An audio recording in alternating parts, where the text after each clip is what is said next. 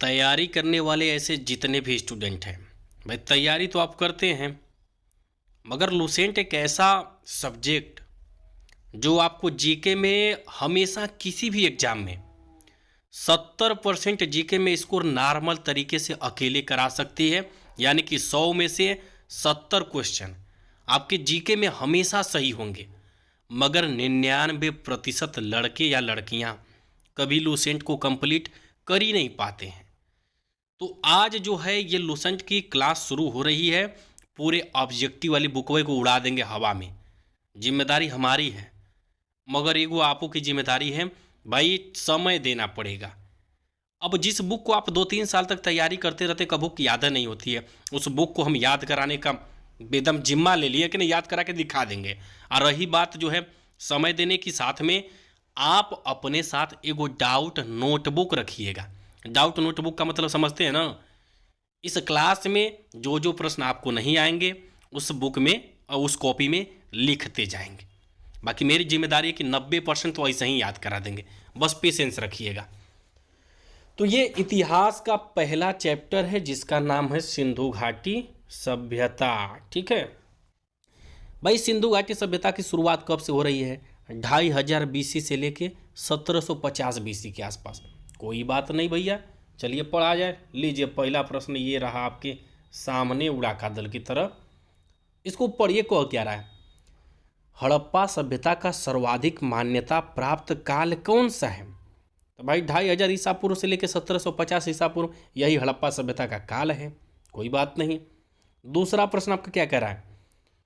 सिंधु घाटी सभ्यता निम्नलिखित में से किस सभ्यता के समकालीन नहीं थी? 4 को सभ्यता दिया है। मिस्र सभ्यता, चीन की सभ्यता, मेसोपोटामिया की सभ्यता। तो ये तीनों तो सिंधु घाटी सभ्यता के समकालीन है। चौथा वाली जो ग्रीक की सभ्यता दिख रही है ना, ये समकालीन नहीं है, ये क्या है? अलग है। कोई बात नहीं। सिंधु घाटी की सभ्यता कहाँ तक फैली थी? देखिए क्लास में बहुत बढ़िया से हम पढ़ा चुके हैं। एक चीज़ क्या पढ़ाए थे? सिंधु घाटी सभ्यता के बारे में बहुत बढ़िया से। तो ऐसे जितने भी स्टूडेंट होंगे, अगर लूसेंट ऑब्जेक्टिव आप पढ़ रहे हैं, किसी भी चैप्टर में आपको डाउट होता है, तो विस्तार से उस चैप्टर की क्लास ऑर्कस स्टडी चैनल पर मिलेगी। ठीक है ना? काफ़ी मौजूद रहेंगी, काफ़ी धीरे धीरे आती रहेंगी। देखिए सिंधु घाटी सभ्यता के बारे में हम एगो बताए थे, जो है ये पीओके वाला जो हिस्सा है पाकिस्तान के एकदम ऊपर, उत्तर जो है जम्मू कश्मीर के बगल में, सिंध बलूचिस्तान, उसी को बलूचिस्तान कहते हैं उसको, वहीं जैसे शुरू होता है। अब बलूचिस्तान जम्मू कश्मीर होते हुए आप तनी से नीचे आ जाइए, उत्तर प्रदेश का पश्चिमी जो दिल्ली से सटा हुआ बॉर्डर है, तनी और नीचे आएंगे मध्य प्रदेश, महाराष्ट्र, गुजरात। अब बगलिया में पाकिस्तान में घुस जाइए तो सिंध प्रांत है। यह इतना क्षेत्रवा जो त्रिभुजाकार है, त्रिभुज के आकार जैसा बनता है, और यही पूरा क्षेत्र कहलाता है सिंधु घाटी सभ्यता का क्षेत्र, जिसके बीच में पंजाब, राजस्थान, चौथा वाला विकल्प देखिए, पंजाब, राजस्थान, गुजरात, उत्तर प्रदेश, हरियाणा तो बीच में आएगा, राजस्थान के बगलिया में है सिंध और बलूचिस्तान। ठीक, तो ये आपके जो है सिंधु घाटी सभ्यता के क्षेत्र हो गए। अच्छी बात है। चौथे प्रश्न को पढ़िएगा। ये देखिए आपको याद करना पड़ेगा कि घोड़ा के अवशेष सिंधु घाटी सभ्यता में कहाँ मिले? घोड़े के अवशेष भाई सुरकोतदा में मिले। घोड़े के अवशेष कहाँ मिले? सुरकोतदा में। हाई कालीबंगन देख रहे हैं। 5वां प्रश्न क्या कर रहा है? सिंधु घाटी स्थल कालीबंगन किस प्रदेश में है? अब आप कालीबंगन के बारे में न जानते हो ना, तो तनी कहानी बता देते हैं। कालीबंगन का मतलब होता है काले रंग की चूड़ियाँ। और चूड़ी उड़ी आप बनाएंगे ना, तो भाई उसको पहले पिघलाएंगे, गलाएंगे, तब न उसको ढांचा जैसा आकार देंगे चूड़ी का। तो यानी कि जो है ईंट भट्ठी, जैसे जब भाई कोनो चीज़ को जलाना पकाना है तो वहाँ आप आग जलाएंगे ना, तो जूते हुए खेत हो, ईंट भट्ठी हो, काले रंग की चूड़ियाँ हो, कालीबंगन, ये सब कहाँ है? राजस्थान में है। और वैसे भी राजस्थान एक मरुस्थलीय राज्य है, जहाँ पे जो है ऐसे ही आग जैसा तपिश रहती है। ठीक है ना? 6वां प्रश्न क्या कह रहा है? किस पदार्थ का उपयोग हड़प्पा काल की मुहरों, मुद्राओं के निर्माण में किया जाता था? भाई जैसे आज का सिक्का जो है 1 रुपया, 2 रुपया का, 10 रुपया का जो सिक्का बन रहा है, आप देख ही रहे हैं कई चीज़ का बन रहा है। तो बताइए सिंधु घाटी सभ्यता के लोग जो हैं वो समय सिक्का बनाते थे तो कौन चीज का था? लोहा का, टीना का, तांबा का, कौन चीज का था? कहेंगे ना, सेल खड़ी का था। तांबे की तो शुरुआत उस समय चांदी वादी की हुई थी, बाकी आई लोहा फोहा के तो खोजे नहीं हुआ था। तो कांसा आप मार सकते थे, मगर सेलखड़ी से बनी मुद्रा चलती थी। कांसे की तो एगो नर्तकी मिली थी, नाचने वाली जो है। 7वां प्रश्न क्या कर रहा है? हाँ, हड़प्पा सभ्यता किस युग की थी? लीजिए आ गया भाई। हड़प्पा सभ्यता में कांसे की नर्तकी मिली थी, नाचने वाली मूर्ति, और जो कि कांसे की बनी थी। तो हड़प्पा सभ्यता किस युग की थी? इसी को कांस्य युग बोला जाता है। 8वां प्रश्न आपका क्या कह रहा है? सिंधु घाटी सभ्यता के लोगों का मुख्य व्यवसाय क्या था? अब देखिए, आपको याद करना है कि सिंधु घाटी सभ्यता के लोगों का मुख्य व्यवसाय क्या था। सिंधु घाटी सभ्यता एक शहरी सभ्यता थी। और शहर के लोग क्या करते हैं, आप इतना जानिए कि जो नगर में, शहर में रहते हैं, वो क्या करेंगे? क्या पशुपालन करेंगे? शहर में तो पशु जल्दी, गांव में न रहते भाई। शिकार उकार करना है, जंगल में जाना पड़ेगा। शहर में जंगल उतना मिलबे नहीं करेगा। खेती बाड़ी करना है, ये आपको जाना पड़ेगा गांव घर में, आउटर में जाना पड़ेगा। यानी कि शहर के लोग सबसे ज़्यादा व्यापार करते हैं। आज भी जब पैसा कौड़ी कमाना होता है तो लोग फैक्ट्री में, कंपनी में, शहरिया में भागते हैं व्यापार करने के लिए।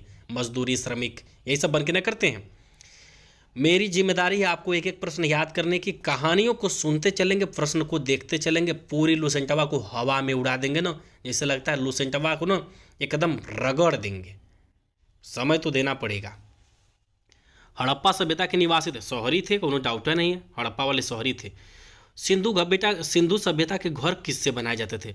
अच्छा एक बात बताइए, शहर के लोग कौन चीज का घर बनाएंगे? बांस बल्ली का, पत्थर का, लकड़ी का? सिंधु सभ्यता के लोग शहरी थे, शहर लोग बढ़िया बढ़िया एकदम ईंट का मकान बनवाएंगे इसे। अब भैया पढ़े जो है ईंट का भट्ठा, कालीबंगन वाला राजस्थान का कहानी, तो ईंट से वो घर बनाते थे।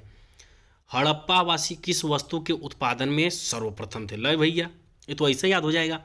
हड़प्पा वासी, देखिए अगर आपको याद करना है, आप अभी आपको बताया ना कि सिंधु घाटी सभ्यता जो है बलूचिस्तान से चली थी, और नीचमा गुजरात, महाराष्ट्र, सिंध, जो इसका मेन जो इलाका है ना, यह है सिंध प्रांत है, गुजरात है, महाराष्ट्र है। आप जान ही रहे समुद्र के किनारे है, समुद्र के किनारे।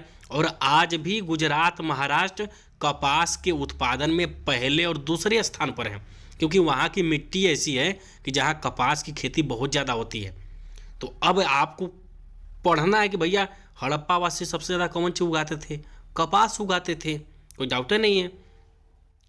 निम्नलिखित विद्वानों में से हड़प्पा सभ्यता का हद में रहा भैया, हड़प्पा हद में रहा दयाराम साहनी।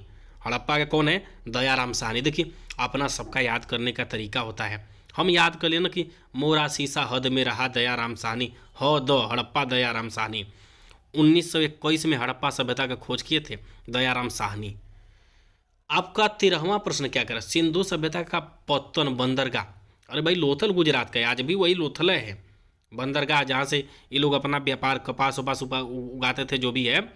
तो लोथल बंदरगाह वही समुद्री इलाका से होकर ले जाके विदेश में बेचते थे। तो इनका बंदरगाह यानी कि पत्तन कौन सा था? लोथल था। एगो प्रश्न नीचे दिख रहा है, पैमानों की खोज ने यह सिद्ध कर दिया कि सिंधु सभ्यता के लोग माप और तौल से परिचित थे। का कोई दिक्कत नहीं भैया, यह खोज कहाँ हुई थी? अच्छा एक बात बताइए, पैमाना नाप तौल आप कहाँ करेंगे?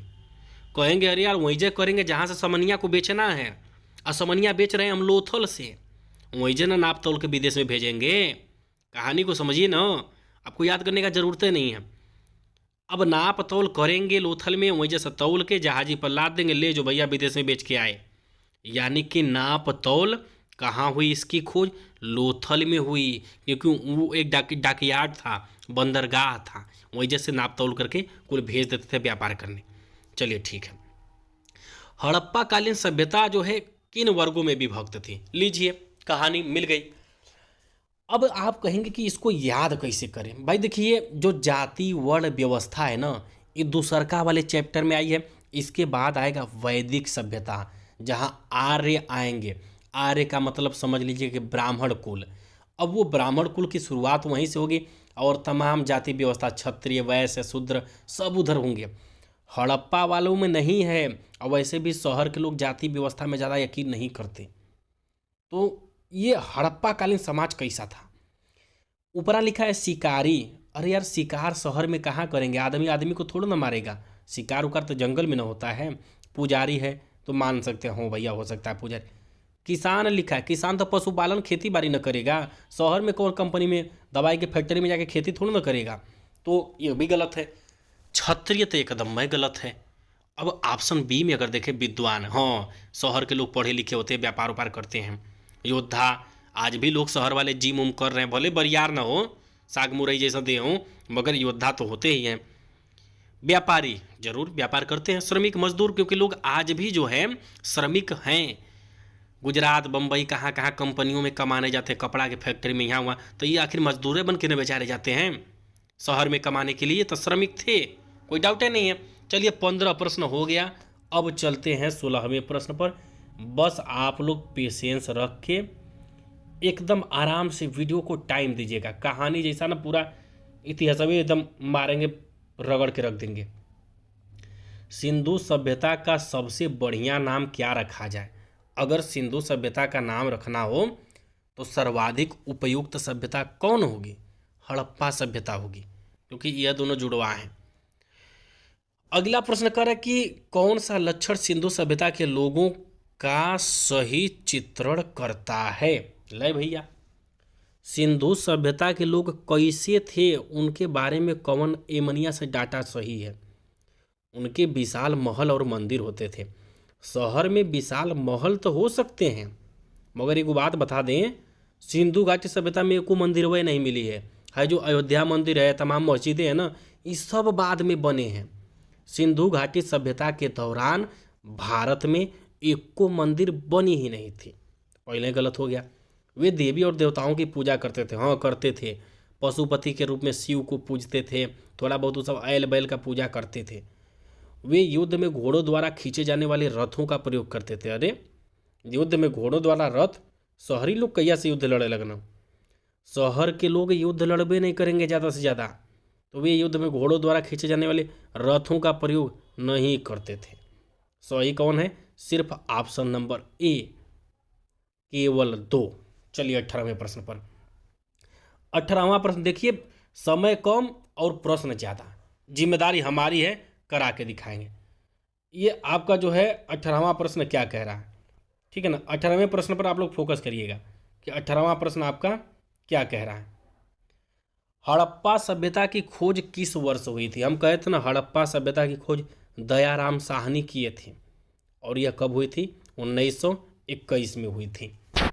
हड़प्पा सभ्यता के बारे में कौन सी उक्ति सही है? हड़प्पा सभ्यता के बारे में कौन सी उक्ति सही है? अगर आपको इसे याद करना है तो कैसे याद करेंगे? कहेंगे उन्हें अश्वमेध का जानकारी था ना। अश्वमेध यज्ञ जो है ना, जब पंडित जी लोग आए थे, वैदिक सभ्यता दूसरा चैप्टर वहाँ से शुरू हुआ है। इंद्र की पूजा, वरुण की पूजा, इनकर पूजा, उनकर पूजा, अश्वमेध यज्ञ, ये सब जो है शुरू होगा दूसरे चैप्टर में। गाय भी उन्हीं के लिए पवित्र थी, दूसरे वाले चैप्टर में मिलेगा ये सब चीज़। हाँ, उन्होंने पशुपति का सम्मान करना प्रारंभ किया था। शुरू में लोग पशुए को पूजते थे शिव के रूप में, ठीक है ना? तो ऑप्शन नंबर सी। हड़प्पा के लोगों की सामाजिक पद्धति कैसी थी? लो, हड़प्पा के लोगों की सामाजिक पद्धति पूछ दिया, तो आप कहेंगे हड़प्पा वाले गांव के तो थे नहीं, शहर के थे। और शहर में जो है जात बिरादरी ये सब नहीं चलता है, कुल सतह में बैठ के खाएंगे पिएंगे, किसी को पता नहीं रहता कौन कौन बिरादरी का है। शहर में यदि आप होटल में चले जाएँ तो जेवने थरिया में SC ST वाले खाएंगे, वही में जनरल OBC भी खाते हैं। तो शहरिया में जो है ना वर्ण व्यवस्था, जाति व्यवस्था कुल चलबे नहीं करता है।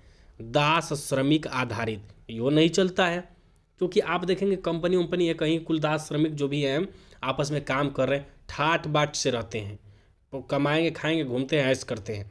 तो उचित समतावादी, हड़प्पा के लोगों की सामाजिक पद्धति कैसी थी? उचित समतावादी, क्योंकि शहरी लोग जो है किसी से उतना जलन की भावना नहीं, अपने काम से काम मतलब है, अपने आगे बढ़ने के बारे में सोचेंगे, यानी कि उचित समतावादी।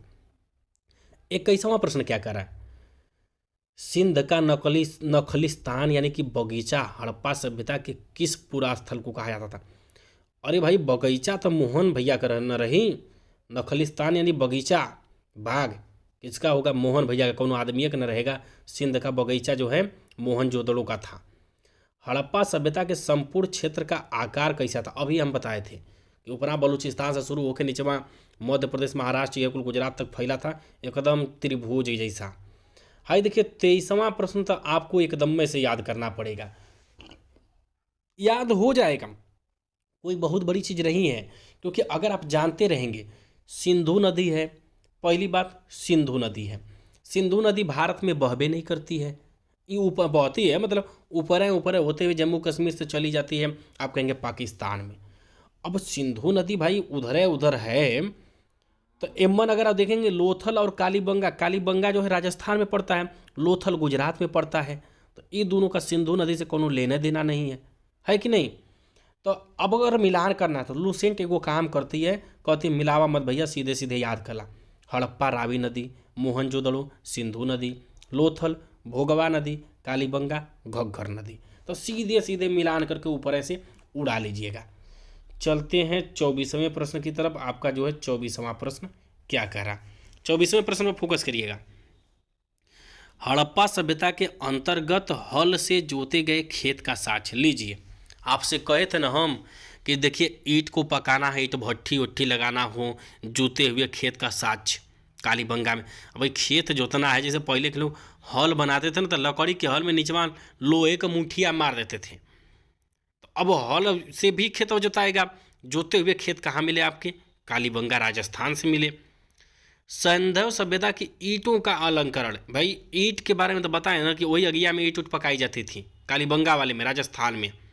मोहनजोदड़ो कहाँ है? मोहनजोदड़ो पाकिस्तान में है, और पाकिस्तान का सिंध वाला इलाका है। भाई गुजरात उत्तर प्रदेश में मोहनजोदड़ो थोड़ा ना पड़ेगा, भारत में है या नहीं है? मोहनजोदड़ो कहाँ है? पंजाब, ये पाकिस्तान में है और सिंध प्रांत में है। सिंधु सभ्यता में बृहत स्नानागार पाया जाता है। बृहत स्नानागार, नहाए धो वाला तालाब। स्नानागार का मतलब क्या होता है? तालाब, नहाने धोने वाला स्थल। मतलब कहेंगे यार नहाए धोगे तो मोहन भैया ना नहाएंगे। अगर ये मत देखिए मोहनजोदड़ो में एगो आदमी दिख रहा है मोहन, हड़प्पा लोथल कालीबंगा में कोनो आदमी औरत नहीं दिख रहे हैं, तो जौन आदमी औरत दिख रहा है वह नहाने जाएगा। ऐस भैंस गाय गोरू रहते वो नहाने जाते, मगर बृहत स्नानागार तालाब, तालाब बनेगा किसके लिए? आदमी को नहाने के लिए। आदमी कौन है नहाने वाला? मोहन भैया है। तो ये मोहनो जोदड़ो पोदड़ो जो है स्नानागार से रिलेटेड है। कोई बात नहीं, चलिए आगे चलते हैं आपका। अब यदि 28वें प्रश्न पर आप फोकस करेंगे तो कह रहे कि सिंधु सभ्यता की मुद्रा में किस देवता के समतुल्य चित्रांकन मिलता है? भाई सिंधु घाटी सभ्यता में कितने देवता का पूजा होता था? आप कहेंगे पशुपति। भाई पशुपति शिव को न माना जाता है। अब शिव जी पशुपति है, तो इसका मतलब ये थोड़ा ना कि पूरा जो है पशु शिव हो जाएंगे, औधे अधूरा रहेंगे। अब पूरे पशु जो है शिव बन जाएंगे तो हमारे भगवान भगवान नहीं रह जाएंगे। तो आद्य शिव यानी उसी के रूप में पशुपति माना गया और उसी की पूजा होती थी। तो ब्रह्मा विष्णु इंद्र फिंद्र नहीं है, यहाँ शिव जी है। 29वां प्रश्न आपका क्या कह रहा है? कौन सा हड़प्पा कालीन स्थल गुजरात में है? गुजरात में जो डाकयार्ड बंदरगाह जिसके बारे में बहुत ज़्यादा हम चर्चा कर चुके हैं, लोथल। कालीबंगा तो जान गए राजस्थान में है ना, तो वहाँ तो दिक्कत होगा नहीं। 30वें प्रश्न पर देखिए, मोहनजोदड़ो का स्थानीय नाम क्या है? मोहनजोदड़ो का स्थानीय नाम क्या है? मृतकों का टीला। जीवितों का टीला, कंकालों का टीला, दासों का टीला नहीं, मृतकों का टीला कहा जाता है। और यह एक बेहद आसान प्रश्न है। एक चीज़ आप लोग को बता दें, जब आप लोग का पढ़ने का मन नहीं होगा ना, तो बगलिया में नीचवा देखते चलिएगा, लाल रंग से कुछ लिखा है, RRB Ranchi technician, RRB Bhopal technician, JE फे। हर प्रश्नवा एग्जाम में पूछे गए हैं और यहीं से प्रश्न बनते हैं, बाहर तो जाएगा नहीं। प्रश्न में कह रहा है कि हड़प्पा सभ्यता का प्रचलित नाम क्या था? भाई हड़प्पा सभ्यता का प्रचलित नाम क्या होगा? सिंधु घाटी की सभ्यता, यही दो नाम से नहीं ये चैप्टर पढ़ा जाता है। 32वां क्या कह रहा है? सैंधव स्थलों के उत्खनन से प्राप्त मुहरों पर निम्नलिखित में से किस पशु का सर्वाधिक उत्कीर्णन हुआ है? भाई सैंधव स्थल में सिक्का, मोहर का सिक्का उक्का ही है, कुल मिला है पैसा कौड़ी वाला। आपको पता है पशुपति शिव की पूजा होती थी, तो वो समय के सिक्का पर सबसे ज़्यादा केकर फोटो रही? बैल, पशुपति जो भी कह लीजिए भाई, बैल की फोटो रहती थी सबसे ज़्यादा सिक्का पर, क्योंकि शिव को जो है ना कि पूजा जाता था भाई पशुपति के रूप में। तो 33वां प्रश्न आपका क्या कहता है? सिंधु घाटी सभ्यता जानी जाती थी। सिंधु घाटी सभ्यता किस लिए जानी? सिंधु घाटी सभ्यता एक नगरीय सभ्यता थी। मोहनजोदड़ो हड़प्पा के लिए जानी जाती है, सही बात है। अपने कृषि संबंधी कार्यों के लिए जाती है, आपके कृषि संबंधी कार्यों के लिए ना, ये तो गलत होगा। अपने नगर नियोजन के लिए, क्यों? क्योंकि सिंधु घाटी सभ्यता एक नगरीय सभ्यता थी जो आज के आधुनिक समय जैसी, अब आप सोचिए कि 2000 से भी अधिक, 2000 इधर एडी हो गया, 2000 उधर बीसी हो गया, इतना पुरानी सभ्यता और वो भी नगरीय सभ्यता आज के जैसी। इसलिए सिंधु घाटी सभ्यता को इसके नगर नियोजन के कारण जाना जाता है। 34वां प्रश्न आपका क्या करा है? सिंधु सभ्यता का कौन सा स्थल भारत में? लीजिए गुजरात का लोथल, जो कि डाकयार्ड बंदरगाह जो भी कह लीजिए, गुजरात का लोथल। हड़प्पा और मोहनजोदड़ो दो बड़े स्थल जो है सिंधु घाटी सभ्यता के, दोनों पाकिस्तान में हैं। और अगर चीज़ें याद ना हो तो बाकी क्लास जो है करंट ये इन सब की पढ़ी है चैनल पर, विस्तार से पढ़ेंगे। वैसे याद तो कराना हमारी जिम्मेदारी है, पूरा याद करा देंगे। भारत में खोजा गया सबसे पुराना शहर कौन सा था? भाई मोहनजोदड़ो और सिंध, ये तो पाकिस्तान में है। ऑप्शन सी और डी गलत। और यहाँ देख लीजिए एसएससी सीपीओ एसआई का क्वेश्चन है, मोहनजोदड़ो और सिंध दोनों पाकिस्तान के हैं, एकदम गलत। पंजाब तो 5 नदियों की वजह से इसका नाम पड़ा है, यो नवीन है, यानी कि पुराण में हड़प्पा है। 36वां क्या कह रहा है?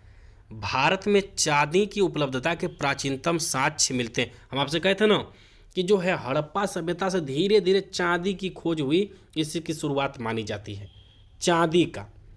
सिंधु सभ्यता के बारे में कौन सा कथन गलत है? नगरों में नालियों की सुदृढ़ व्यवस्था थी। भाई नगर नियोजन तो बढ़िया था, पक्की नालियाँ थीं, आज के जैसा जैसे सीमेंट बालू वाली नली आज की है ना, वैसा नाली बढ़िया बढ़िया थी। व्यापार और वाणिज्य उन्नत दशा में थे, यहो बात सही है, क्योंकि ये लोग शहरी थे, व्यापार बहुत बढ़िया करते थे। मातृ देवी की उपासना की जाती थी। मातृ देवी और पशुपति इन्हीं लोगों की पूजा होती थी। और हाँ, लोहा वोहा का ज्ञान देखिए बिल्कुल नहीं था सिंधु वालों को। अभी चांदी के बारे में आप पढ़ें कि चांदी की शुरुआत हुई थी, लोहा का तो तनको इन लोगों को ज्ञान ही नहीं था। चलते हैं 38वें प्रश्न की तरफ। 38वां क्या कह रहा? कर कि सुमेलित कीजिए, मिलाना है। अरे भैया जम्मू कश्मीर तो उत्तर में पड़ता ही है, उत्तर में जम्मू कश्मीर है, ये चारों नाम आपको याद होंगे। जम्मू कश्मीर का जो मांडा है यह सिंधु सभ्यता का सबसे उत्तरी सीमा माना जाता है। जैसे आज आप कोई यूपी जी के पढ़ते हैं या कुछ भी बिहार, या तो आप भारत का, तो भारत का उत्तरी छोर, दक्षिणी छोर, पूर्वी पश्चिमी सब पढ़ते हैं ना, इंदिरा पॉइंट, इंदिरा काल की बुथु, गौर माता, कुछ पढ़ते कि नहीं? तो वैसे ही जो सिंधु घाटी सभ्यता थी उसका उत्तरी सिरा कौन सा था? मांडा जम्मू कश्मीर। दक्षिणी महाराष्ट्र का दैमाबाद, पूर्वी उत्तर प्रदेश का आलमगीरपुर, और पश्चिमी कौन सा था? बलूचिस्तान का सुतका गेंडोर। और हाँ, सुतका गेंडोर जो है पाकिस्तान में है, यो बतिया आप याद रखिएगा, बलूचिस्तान में है। चलते हैं आगे। मांडा जो है जम्मू कश्मीर में था, और जम्मू कश्मीर में ही चिनाब नदी बहती है, तो आप क्या मारेंगे? कहेंगे मांडा जो है चिनाब नदी के किनारे है। हड़प्पा कालीन स्थल रोपड़ यानी पंजाब, पंजाब में सतलज नदी बहती है, कोनो डाउटे नहीं है भाई। स्थल रोपड़ मिला है, पंजाब में ही मिला है। हड़प्पा कालीन स्थल जो रोपड़ है यह कहाँ है? पंजाब में है। अब पंजाब में सतलज, अगर आपको याद ना हो कि यार रोपड़ कौने राज्य में है, बाई चांस भूल गए, तो हम आपको बता देना, खेती बाड़ी के मामले में, जैसे धान गेहूँ की सबसे अच्छी पैदावार के मामले में उत्तर प्रदेश से भी आगे पंजाब रहा है एक तरह से। क्षेत्रफल के हिसाब से, परसेंटेज के हिसाब से पंजाब में धान गेहूँ की खेती बहुत बढ़िया होती है। कम ज़मीन है मगर पैदावार बहुत अच्छा है। रोपाई ओपाई जो खेती है, रोपड़ रोपाई ओपाई सबसे ज़्यादा कहाँ बढ़िया होती है? पंजाब में होती है। और रोपाई रोपड़ पोपड़ जो भी कह लीजिए पंजाब के सतलज नदी का। हड़प्पा में एक उन्नत जल प्रबंधन प्रणाली का पता चल लीजिए भाई, गुजरात का धौलावीरा।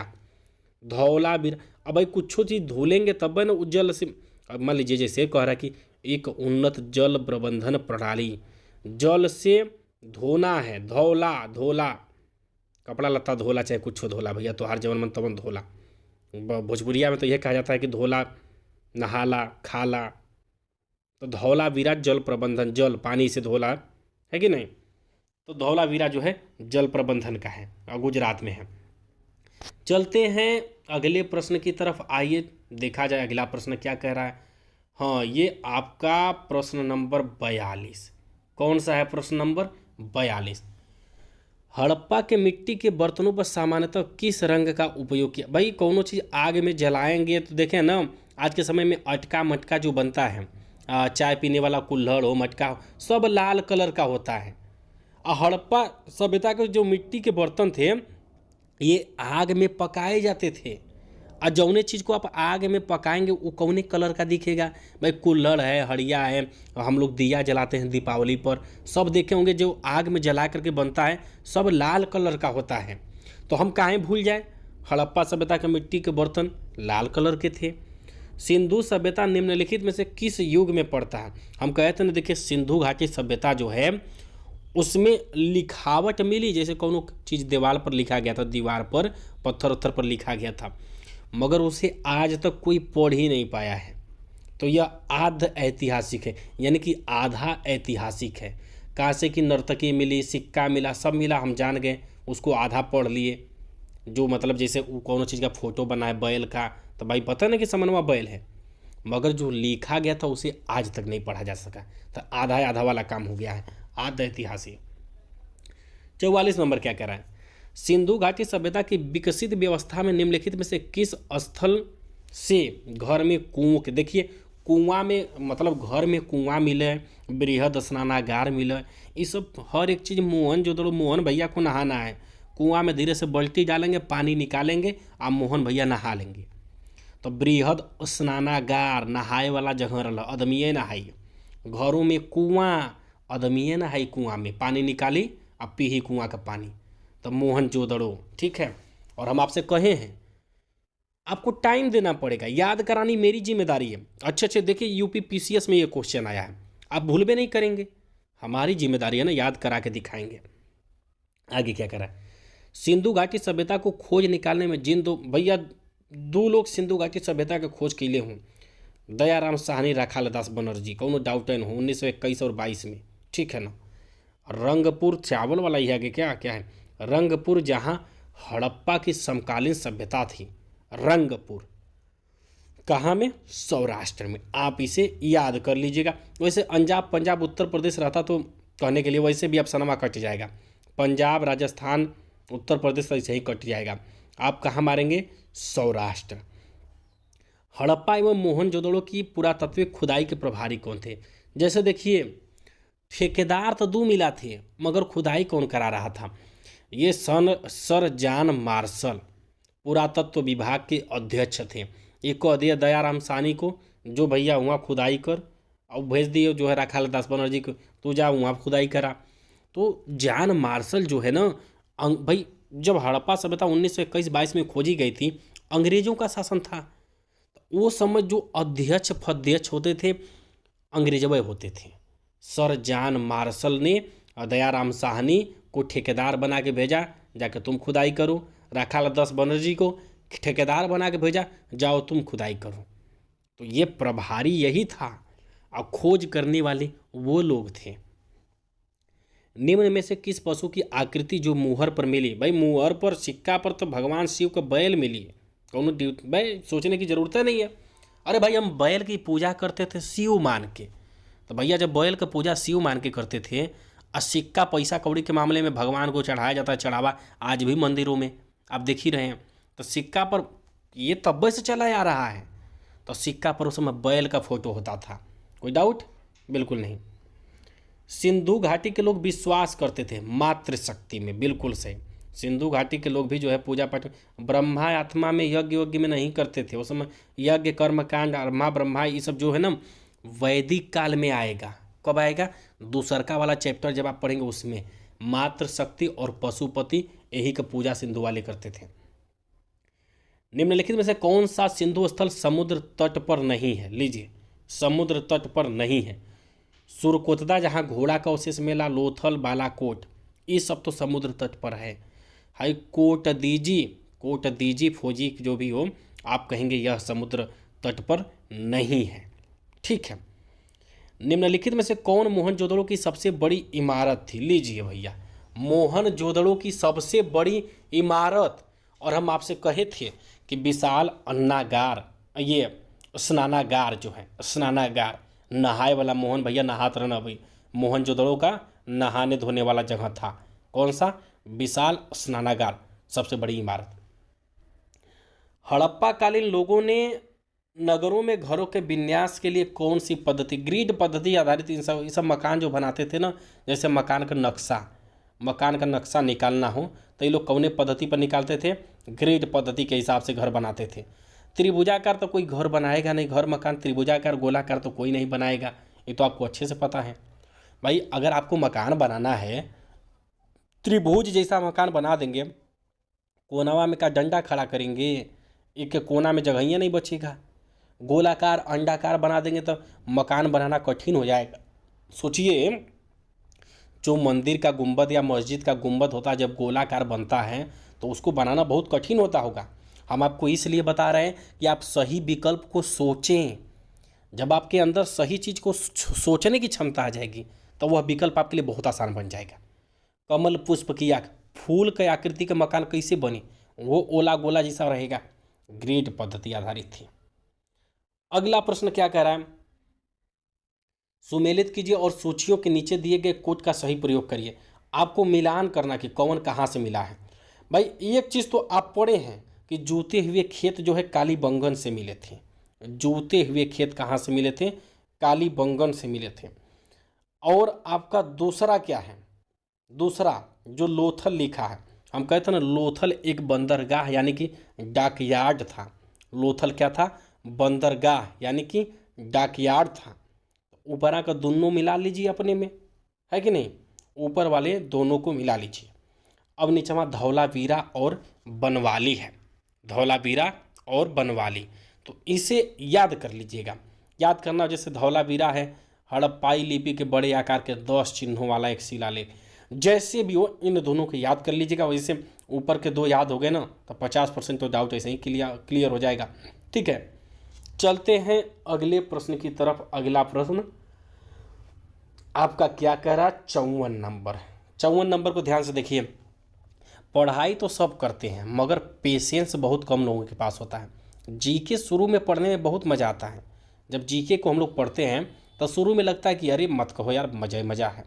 जब धीरे धीरे पढ़ना होता है ना तो दिमागवा भारी होने लगता है। और जो उसी में लड़ जाता है ना, वो नौकरी पा करके ज़िंदगी पर बहुत मज़ा मारता है।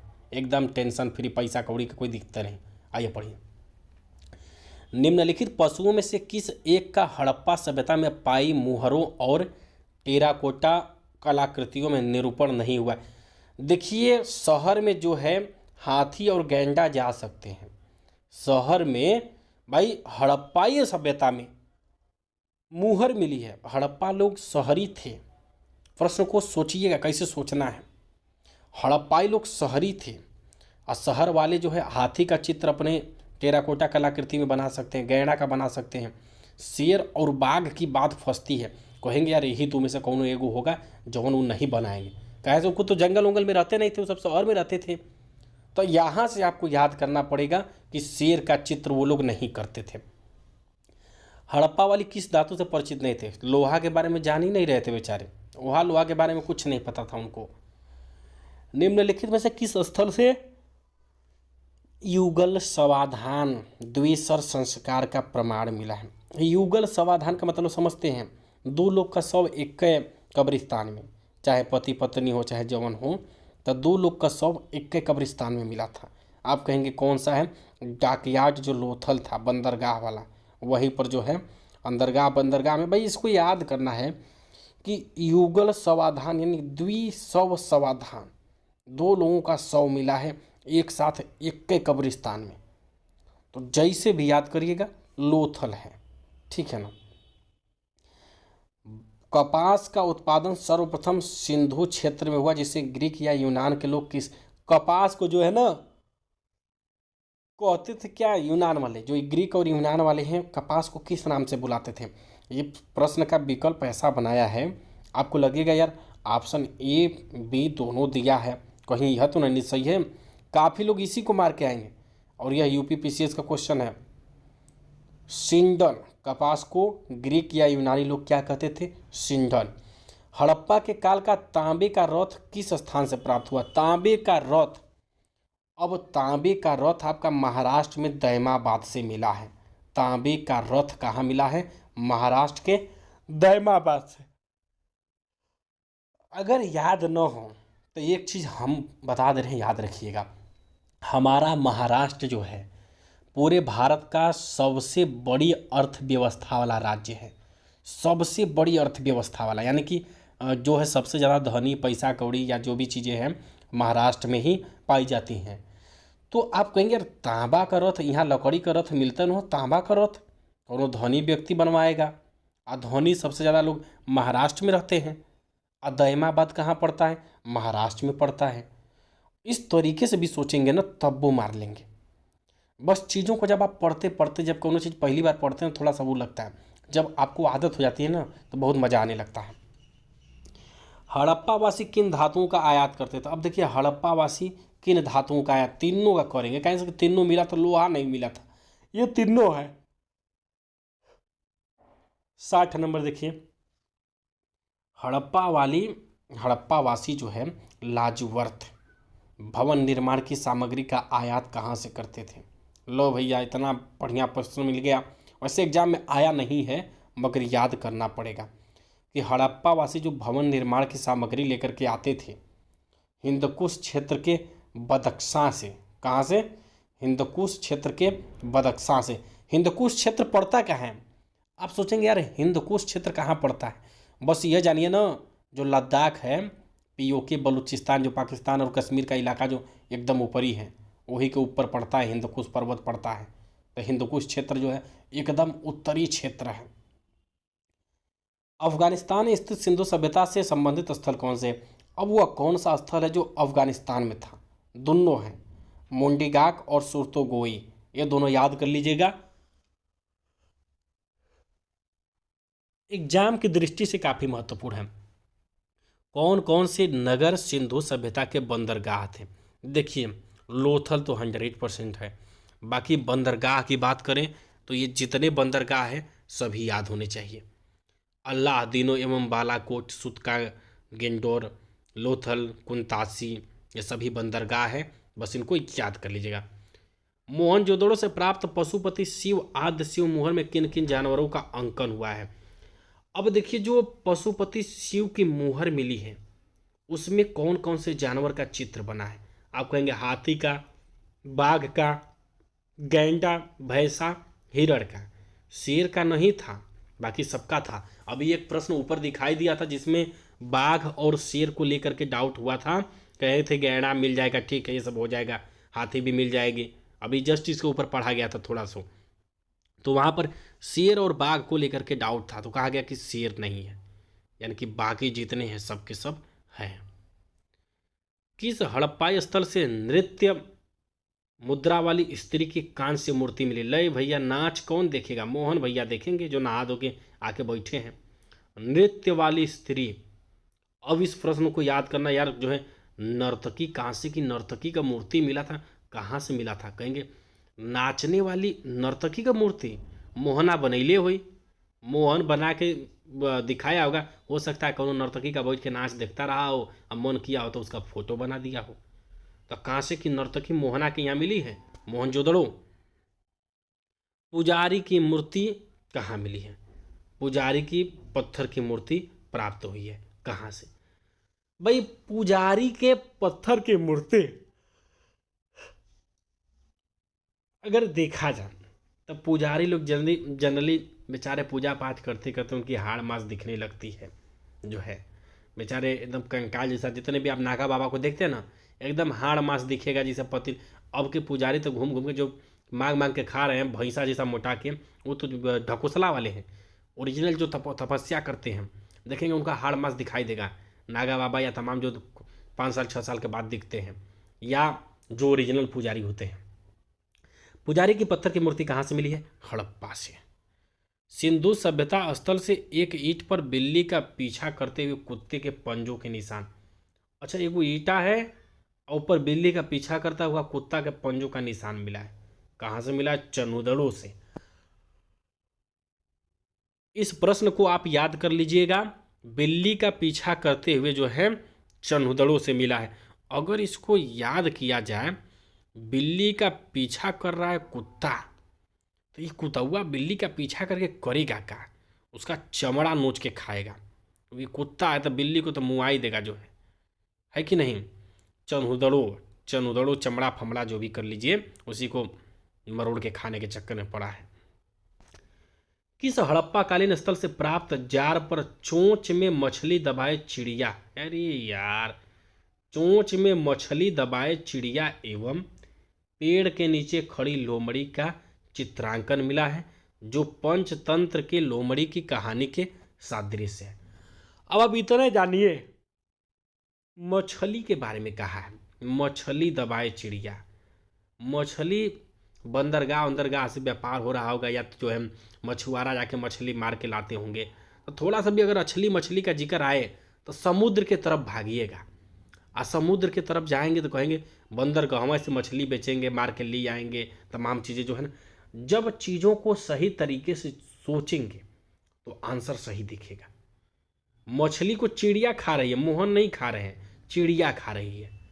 अब मछली को चिड़िया खा रही, समुद्र के किनारे हो सकता है लहर वहर चली हो, अब बेचारी आके झूरे जो है सूखे पर आ गई हो, अब चिड़िया फिड़िया दबा के लेके भागी है खाने के लिए। तो आपका क्या है? लोथल डाकयार्ड जो बंदरगाह था वहीं से। चलते हैं अगले प्रश्न की तरफ। आपका अगला प्रश्न क्या कह रहा है, ठीक है ना? अगले प्रश्न की तरफ आप ध्यान से फोकस करिएगा, जो कि बहुत ही महत्वपूर्ण है। देखिए, मेरा काम है आप लोग को चीज़ों को एकदम स्पष्ट तरीके से याद करा देना, ताकि आपके अंदर किसी भी प्रकार का कोई भी डाउट न रह जाए, ठीक है ना? प्रश्न को ध्यान से पढ़िएगा। स्वतंत्रता के बाद भारत में सबसे अधिक संख्या में हड़प्पा युगीन स्थलों की खोज हुई। स्वतंत्रता के बाद जो है, आज़ादी के बाद भारत में सबसे ज़्यादा हड़प्पा के स्थल कहाँ मिले? हम कहे थे ना कि नीचों कुल मिले हैं गुजरात में, टोटल सबसे ज़्यादा। कह कि फसल हड़प्पाकालीन लोगों का मुख्य खाद्यान्न नहीं थी। शहर के लोग जो है वैसे भी आज के समय भी चावल से थोड़ा बचते हैं, वो ऐसे ही मोटा जाते हैं खा के। बाकी अगर आज से न जोड़ा जाए तब वो याद कर लीजिएगा कि जो चावल है हड़प्पाकालीन लोगों का मुख्य खाद्यान्न नहीं था। गेहूँ जौ दाल कुल है कुल थी। हड़प्पा तथा मोहनजोदड़ो अब विलुप्त हो गए हैं, वे उत्खनन के दौरान प्रकट हुए। क्या है क्या नहीं भाई? हड़प्पा तथा मोहनजोदड़ो विलुप्त हो गए हैं, सही बात है। कोनो आदमी वहाँ का जीवित मिला ही नहीं तो कहाँ से वो सही रहेगा? तो विलुप्त न हो गया था, और वह उत्खनन के दौरान प्रकट हुआ। जब खुदाई उदाई हुई तो उसका मिला, यानी कि ये और भी दोनों सही है, दोनों स्पष्टीकरण भी देते हैं। सिंधु घाटी सभ्यता के संदर्भ में निम्नलिखित कथनों पर विचार कीजिए। यह प्रमुखतः लौकिक सभ्यता थी तथा उसमें धार्मिक तत्व यद्यपि उपस्थित था, परंतु वर्चस्वशाली नहीं था। ये बहुत बढ़िया बात कहा है। ये लोग मात्र देवी और शिव की पूजा करते थे, मगर इन पर बहुत ज़्यादा हावी नहीं था। हावी कब हुआ? जब आप अगला चैप्टर वैदिक सभ्यता पढ़ेंगे, वहाँ से धर्म जैसे लगता है आदमी को जकड़ लिया है। सिंधु घाटी सभ्यता में ये चीज़ देखने को नहीं मिली थी। दूसरा प्रश्न, उस काल में भारत में कपास के वस्त्र बना। अरे हम अवैध कहे हैं, कपास की सबसे ज़्यादा खेती सिंधु घाटी सभ्यता में होती थी, तो यहाँ तो कोई डाउट नहीं है।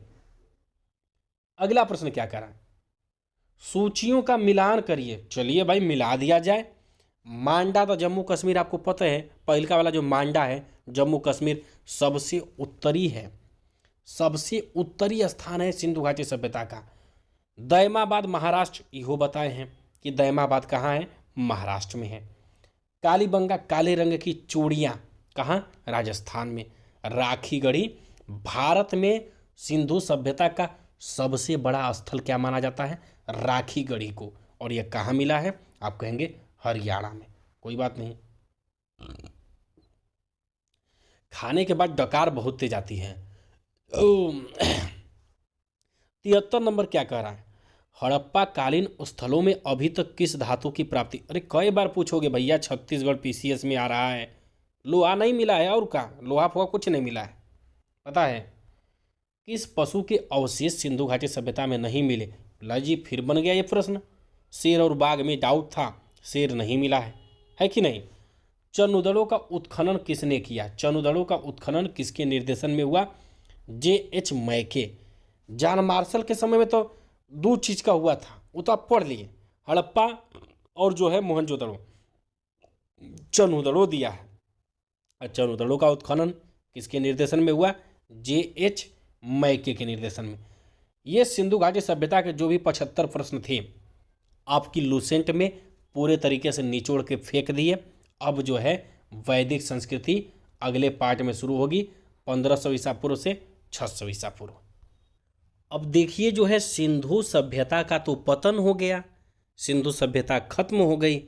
कुछ लोग कहे बाढ़ से मरे, कुछ लोग कहे प्राकृतिक आपदा आने से मरे, मतलब काफ़ी लोगों का कहना अपना अलग अलग विचार थे कि सिंधु सभ्यता नष्ट हो गई।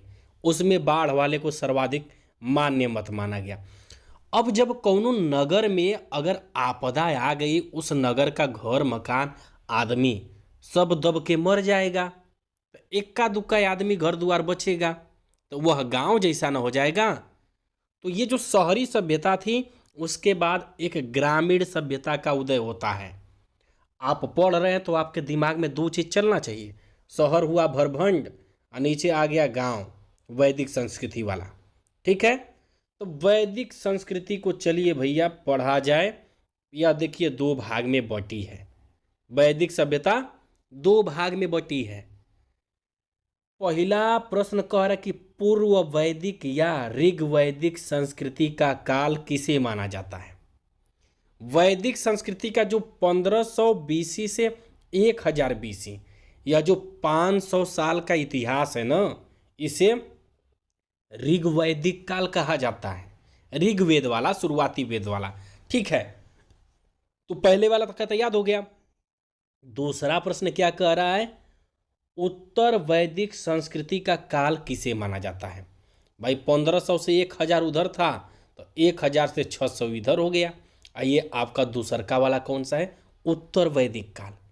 तो आप जब भी वैदिक काल को पढ़ें हमेशा दिमाग में रहना चाहिए कि यह सभ्यता दो भाग में बटी है। 500 साल का इतिहास अलग हो और 400 साल का इतिहास अलग हो। चलिए ठीक है, दो प्रश्न याद हो गए। अब देखिए जो वैदिक सभ्यता वाले हैं, जो उत्पत्ति हुई है वैदिक सभ्यता की, इन आर्यों से हुई है। और ये आर्य जो हैं इनको कहा जाता है श्रेष्ठ या कुलीन। वैसे भी आप जानते ही हैं हमारे समाज में ब्राह्मण जो भी रहे हैं उनको पुरोहित, श्रेष्ठ, कुलीन माना गया है कि नहीं? क्योंकि धर्म का पूजा पाठ तमाम चीज़ें यही करते हैं। और आर्य संस्कृति जो है यहीं से ब्राह्मण कुल या तमाम वंश का उदय हुआ है। तो आर्य कैसे थे? आप कहेंगे आर्य जो है श्रेष्ठ या कुलीन थे। आर्य जो है श्रेष्ठ या कुलीन थे। अब आप चौथे प्रश्न पे चलिए। प्रारंभिक आर्यों के बारे में निम्न कथनों में से कौन सा सही नहीं है? आर्य संस्कृत बोलते थे। अरे भाई ब्राह्मण वाली सभ्यता है, संस्कृत तो बोलबे करेंगे। ये घुड़सवारी किया करते थे। हाँ बिल्कुल, घुड़सवारी, क्योंकि ग्रामीण सभ्यता है। घोड़ा गधा ये जितना भी चीज़ है सब गांव में पाए जाते हैं, तो ये घुड़सवारी तो करबे करेंगे क्योंकि ग्रामीण सभ्यता न है वैदिक संस्कृति। ये कई झुंडों में भारत पहुँचे थे। भाई काफ़ी लोगों का कहना है मध्य एशिया से आए थे, कोई कहा यूरोप से आए, हमारे तिलक जी कह दिए तिब्बत से आए, कोई अंटार्कटिका से मंगा दिया। लोगों का कहना था कि जो आर्य हैं यह बाहर से आकर के बसे थे। तो ये कई झुंड में भारत पहुंचे थे, सही बात है। ये मुख्यतः नगरों में निवास करते थे, बिल्कुल गलत। अरे भैया ये जब गांव में रहते थे तो नगर कहाँ से आ जाएगा? अगला प्रश्न आपका देखिए क्या कह रहा है। इनमें से किस फसल का ज्ञान वैदिक काल के लोगों को नहीं था? आप कहेंगे छी छी छी, काहे? अरे भैया पंडित जी लोग तंबाकू गुटखा थोड़ा ना खाएंगे। पहले की बात है, अब के में तो अंतर आ गया है, अब तो कुल चल रहा है।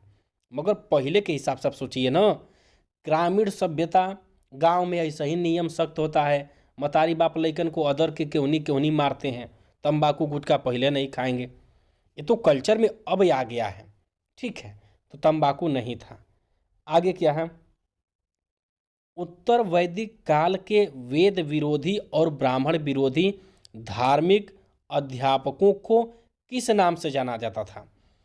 उत्तर वैदिक काल में जैसे ब्राह्मणवाद या जो है धार्मिक चीज़ें बहुत ज़्यादा हावी हो गई थी, तो उस दौरान एक ऐसा भी अध्यापक था जो कि वेद विरोधी और ब्राह्मण विरोधी था। तो इन अध्यापकों का जो गढ़ था या समूह था, इसे श्रमण कहा जाता था। क्या कहा जाता था? श्रमण। अगला प्रश्न आपका कह रहा है कि वैदिक गणित का महत्वपूर्ण अंग क्या है? वैदिक गणित का महत्वपूर्ण अंग शुल्व सूत्र है। क्या नाम है? शुल्व सूत्र। ठीक है, अब आप चलिए 8वें प्रश्न की तरफ। 8वां क्या करा, किस वेद में ब्राह्मण प्राचीन वैदिक युग की संस्कृति के बारे में सूचना दी गई? भैया प्राचीन वैदिक युग, और आप जानते हैं या न जानते हो तो जान लीजिए, सबसे पुराना वेद ऋग्वेद। सबसे पुराना वेद ऋग्वेद। हाई चारों वेद जो समन्वय दिखाई दे रहे हैं, इनमें से सिर्फ अथर्ववेद को गायब कर दीजिए ना, तो बाकी जो 3 बचते हैं इनको वेद त्रयी कहा जाता है। तो प्रश्नवा ऐसा हूँ बनेगा, निम्नलिखित में से किसे वेद त्रयी नहीं कहा जाता? तो है जो जादू टोना टोटका वाला जो अथर्ववेद तीसरका वाला दिख रहा है, यह वेद त्रयी से बाहर है। ठीक है, ये 9वां क्या कह रहा है, निम्नलिखित में से उत्तर वैदिक काल में लिखे गए ग्रंथों का सही क्रम क्या है? भाई वेद ब्राह्मण, दूसरे तो पहले आएगा वेद ब्राह्मण, नो डाउट, सीधे वेद ब्राह्मण। कौनो शुरुआत भाई वेद है, वेद को लिखे ब्राह्मण, ब्राह्मण के बाद है आगे कौनो कार्रवाई होगी, वेद ब्राह्मण हो गए आरण्यक उपनिषद। वेद ब्राह्मण भाई आपके दिमाग में होना चाहिए, वेद ब्राह्मण, पहले वेद फिर वेद के बाद ब्राह्मण, भाई ये लिखे हैं एक तरह से, वेद ब्राह्मण हो गए, फिर हम चलेंगे आरण्यक और उपनिषद की तरफ। 10वां वेदों की संख्या 4, कौनो बात नहीं, ये तक पता है। हाँ, वेद त्रयी कहलाते हैं 3 वेद कौन कौन से? आप देख लीजिए, अथर्व वेद जिसमें है वो वेद त्रयी होइबे नहीं करेगा। काहे से कि अथर्व वेद वेद त्रयी नहीं है। ऊपर आप बताए थे बहने, कह रहा है कि भारत का जो राज चिन्ह है उमनिया सत्यमेव जयते पर किस उपनिषद के लिए है? समझिएगा, सत्यमेव जयते किस उपनिषद से लिया गया है? कहेंगे मुंडक उपनिषद से लिया गया है। किससे? मुंडक उपनिषद से।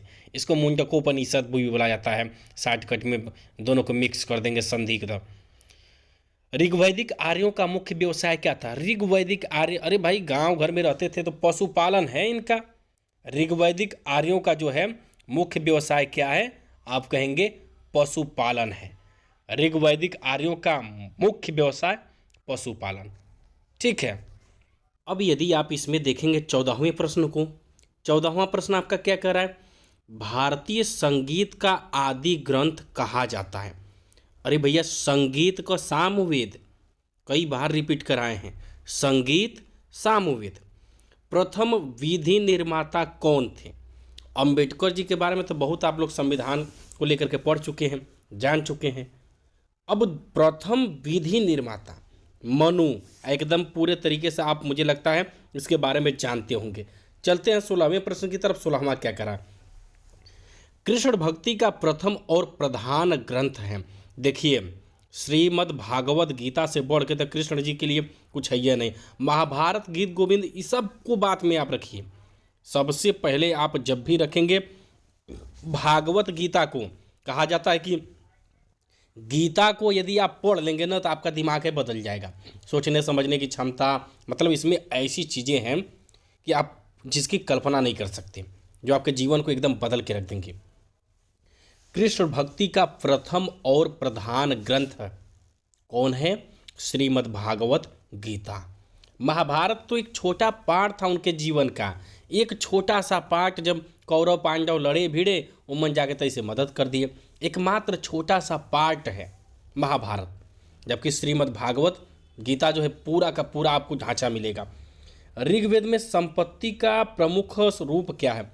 संपत्ति का, देखिए जब वेद वैदिक काल में जो आर्य थे, शुरू में लड़ाई किसके लिए करते थे?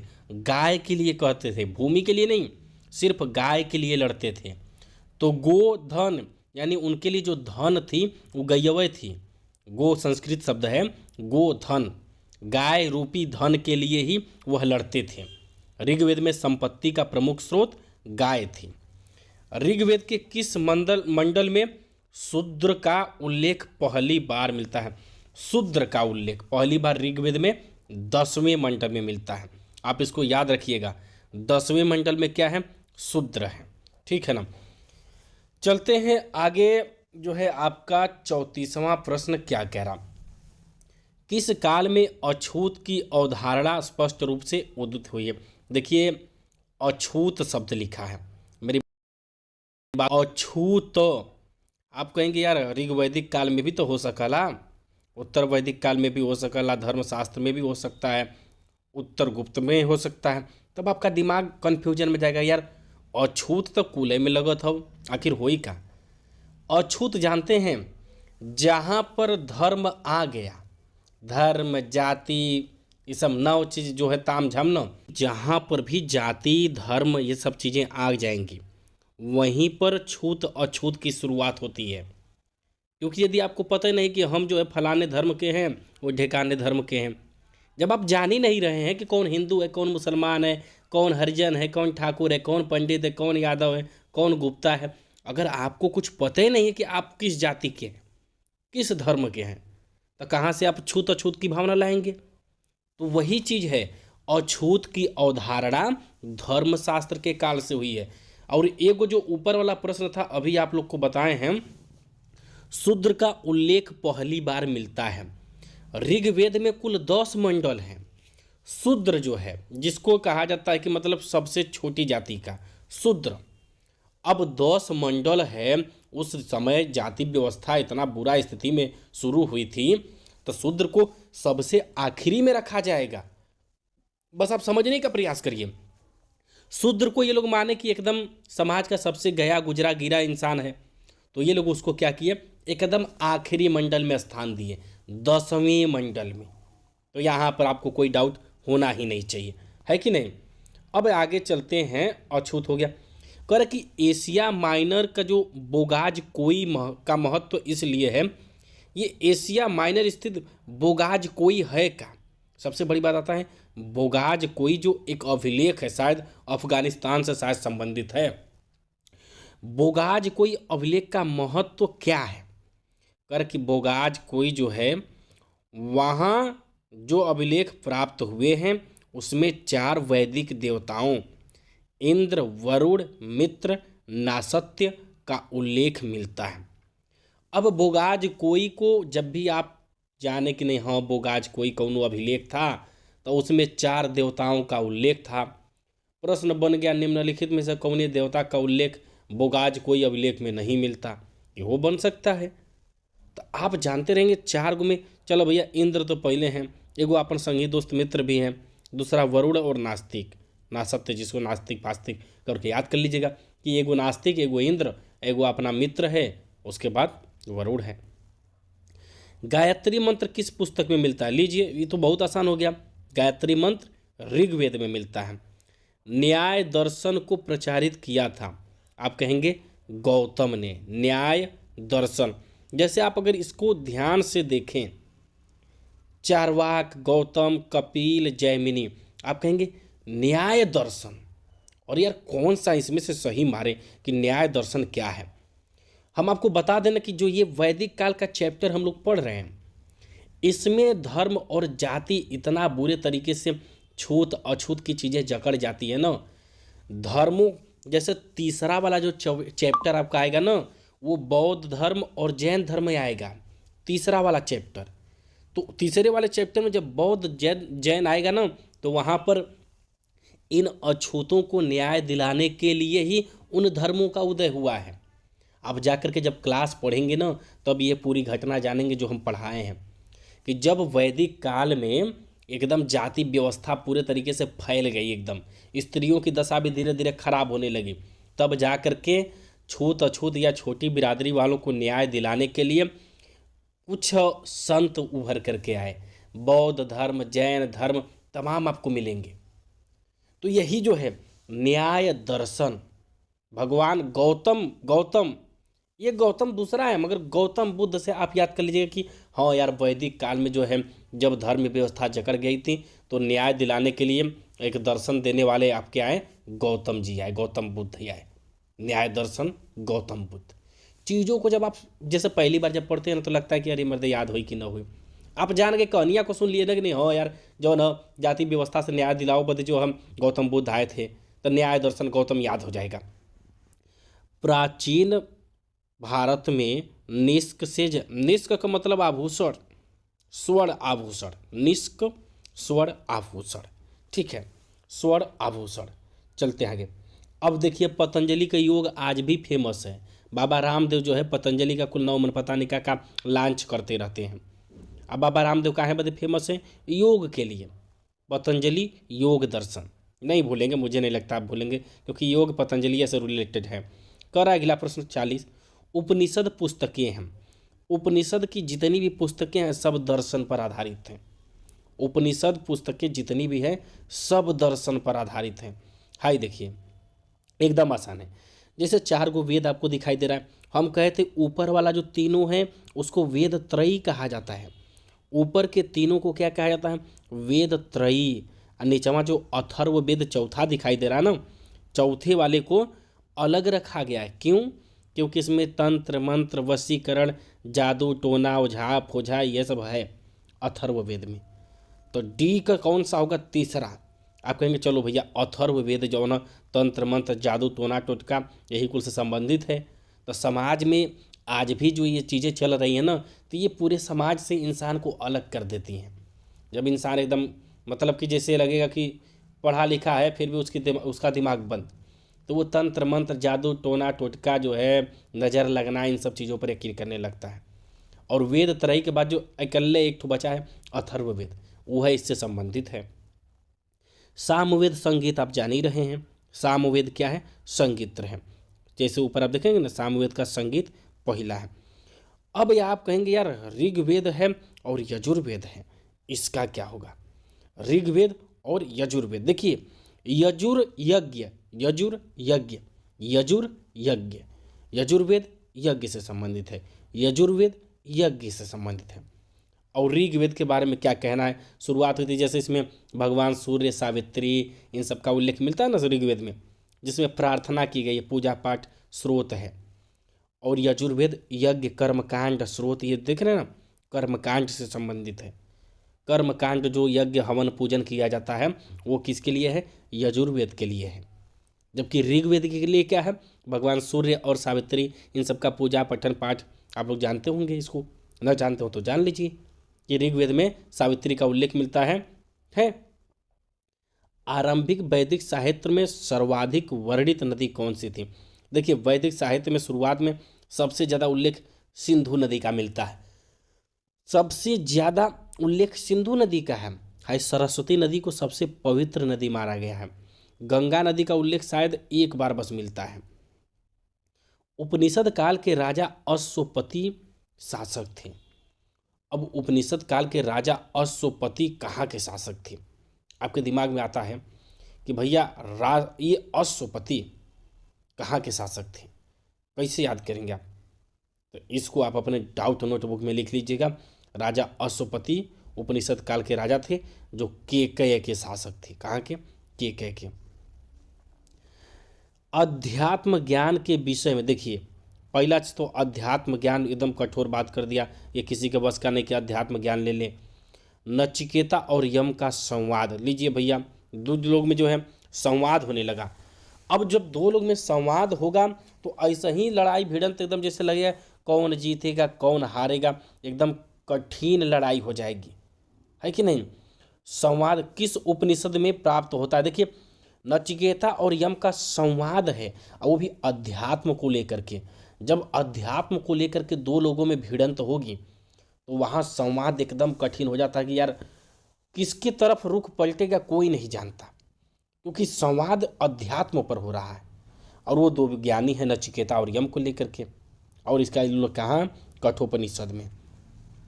वैदिक नदी कुंभा, जिसे हम काबुल का स्थान कहाँ निर्धारित किया है, आप कहेंगे कुंभा जो है अफगानिस्तान की है।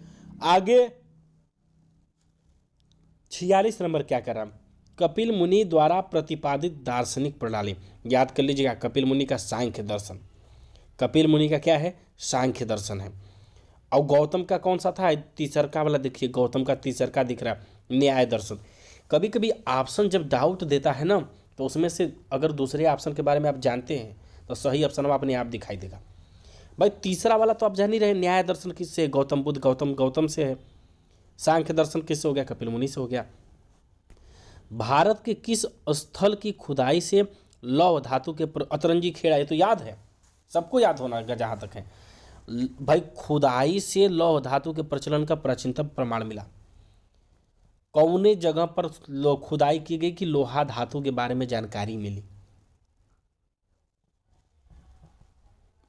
अतरंजी खेड़ा एकदम ही आसान है, आप पढ़ रहे हैं, सब लोग, सबके घर में लोहा लक्कड़ लगा होगा, सबके यहाँ लोहा होगा, आपके घर में, बगल वाले के घर में, सबके यहाँ लोहा है। आप जान रहे कि नहीं, हाँ लोहा सबके यहाँ है, मगर ये नहीं जान रहे कि ये जो लोहा आज दिख रहा है, इसे सबसे पहले किस जगह से खोद करके निकाला गया था। सबसे पहले खनिज के रूप में, चाहे अस के रूप में, जो भी कह लीजिए, कहेंगे अतरंजी खेड़ा से सबसे पहले लोहा लाया गया था। चलते हैं अगले प्रश्न की तरफ। ऋग्वेद के किन 6 मंडलों को वस मंडल या गोत्र मंडल कहा जाता है। किन 6 मंडलों को वस मंडल या गोत्र मंडल कहा जाता है, यानी कि 2, 3, 4, 5, 6, 7, कहाँ से लेके कहाँ तक, दूसरा, तीसरा, चौथा, पांचवा, छठवां, सातवां, ये जो 6 मंडल हैं, पहला को छोड़ करके दूसरा से शुरू हुआ है। पहला को छोड़ करके जो 6 मंडल हैं, इनके बारे में बात कर रहा हूँ। पहला को छोड़ करके आप कहेंगे दूसरा, तीसरा, चौथा, पांचवा, छठवां, सातवां, ये जो 6 मंडल हैं, ये वंश मंडल या गोत्र मंडल हैं। अब ये देखिए कह रहा कि किस वेद में जादुई माया और वशीकरण, लो भैया जादू टोना टोटका के बारे में बात किया है। जादू टोना टोटका के बारे में बात अगर करेगा तो सीधे सीधे वेद त्रयी को छोड़ करके जो चौथा बचेगा वही है। यदि लूसेंट हम आपको पढ़ा रहे हैं तो मेरी जिम्मेदारी है आपको अधिक से अधिक चीज़ें याद करा दें।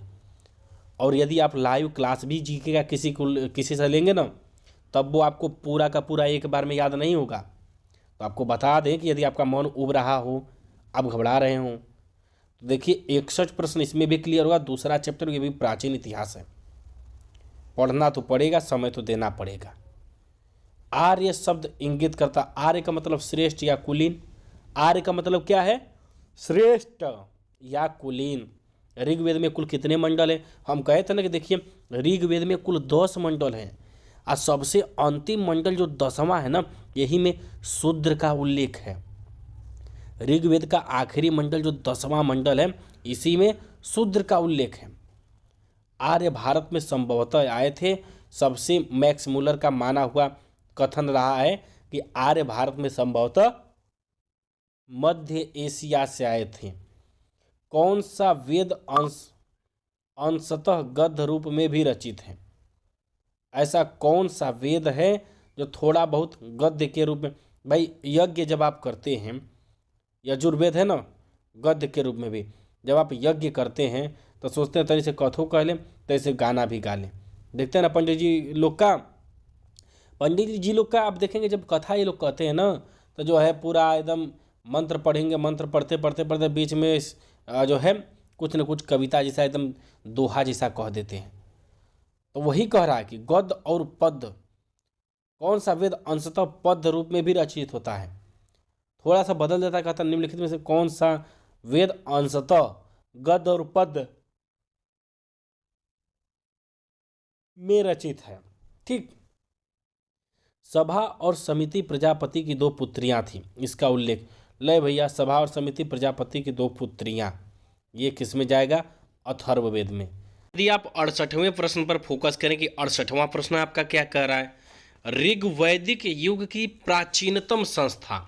देखिए, ऋग्वैदिक काल की जो 3 समितियां थी, संस्थाएं, सभा, समिति, विदत, इसमें जो ये विदत है ना, बुड़वन की संस्कृति संस्था जो है, विदत बुड़वन की संस्था है। इसमें जैसे ऋग्वैदिक काल के जो बुजुर्ग नेता रहते थे, यह कुल शामिल थे, मगर दर हरामखोर थे। ये क्या करते थे, कोई पैसा जैसे लूट का पैसा और खसोट का कौनो पैसा मतलब है, या कोई धन संपत्ति लूट से आई है, या जैसे भी दूसरे राज्यों से हासिल हुई है, छोटे छोटे कबीलों से, ये लोग क्या करते थे, आपस में बांट लेते थे। विदत बुढ़ाओं की संस्था थी। अगर आपसे पूछ दे कि ऋग्वैदिक युग की प्राचीनतम संस्था कौन सी है, अरे प्राचीनतम भैया सभा है, समिति है, विदत है। आप तो जान ही रहे कि सभा और समिति जब है, मान लीजिए जैसे समझ लोकसभा, राज्यसभा, तमाम चीज़ें हैं, तो पहले तो मान के चलिए कि एक हिसाब से उम्र वाले जाएंगे। विदत बुढ़वन की है। आगे देखिए क्या कह रहा है, ब्राह्मण ग्रंथों में सर्वाधिक प्राचीन ग्रंथ कौन सा है।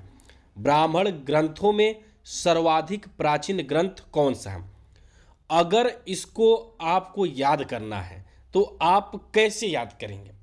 ब्राह्मण ग्रंथों में सर्वाधिक प्राचीन, भाई जवन ग्रंथ सबसे ज्यादा लंबा चौड़ा लिखा होगा, शतपथ, 100 पथों वाला, एक तरह से आप मान लीजिए, पंचविश, 5 20, गोपथ, ओपथ, गोपथ, ऐतरे तैतरे का बातें मत करिए, शतपथ, 100 पथ, यानी कि कई पथ तय करके एकदम 100 तक पहुंच चुका है। पंचविश, 5 तक पहुंचा है।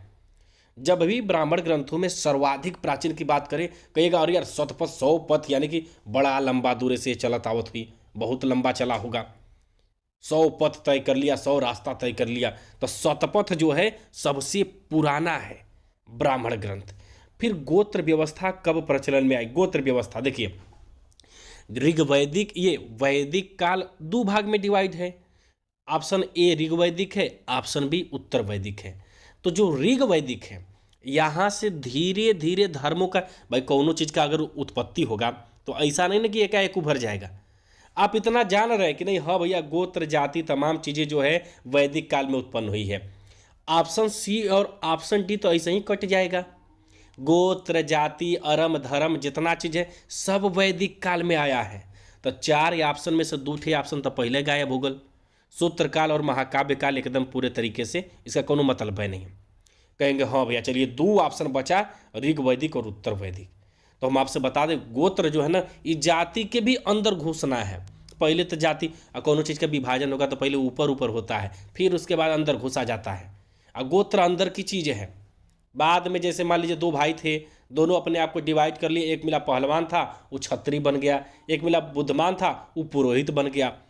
अब ये जो पहलवान था, इसका लड़का भी पैदा हुआ तो उसके मान लीजिए 2-4 बच्चे हो गए होंगे, तो वो अपने में अलग अलग महिलाओं से शादी किए होंगे, अलग अलग धर्मों से, तो उनका अलग अलग गोत्र बन गया। यानी कि गोत्र धीरे धीरे बाद में आया। बेटवा का बेटवा जब अपना अलग अलग दिखाएगा रूप, तब जाकर के गोत्र आया है। अनुलोम विवाह किसे कहते हैं। अनुलोम का मतलब समझते हैं, एकदम सीधा सपाट। सीधा सपाट विवाह वह है जिनमें आदमी अमीर हो, औरत गरीब हो।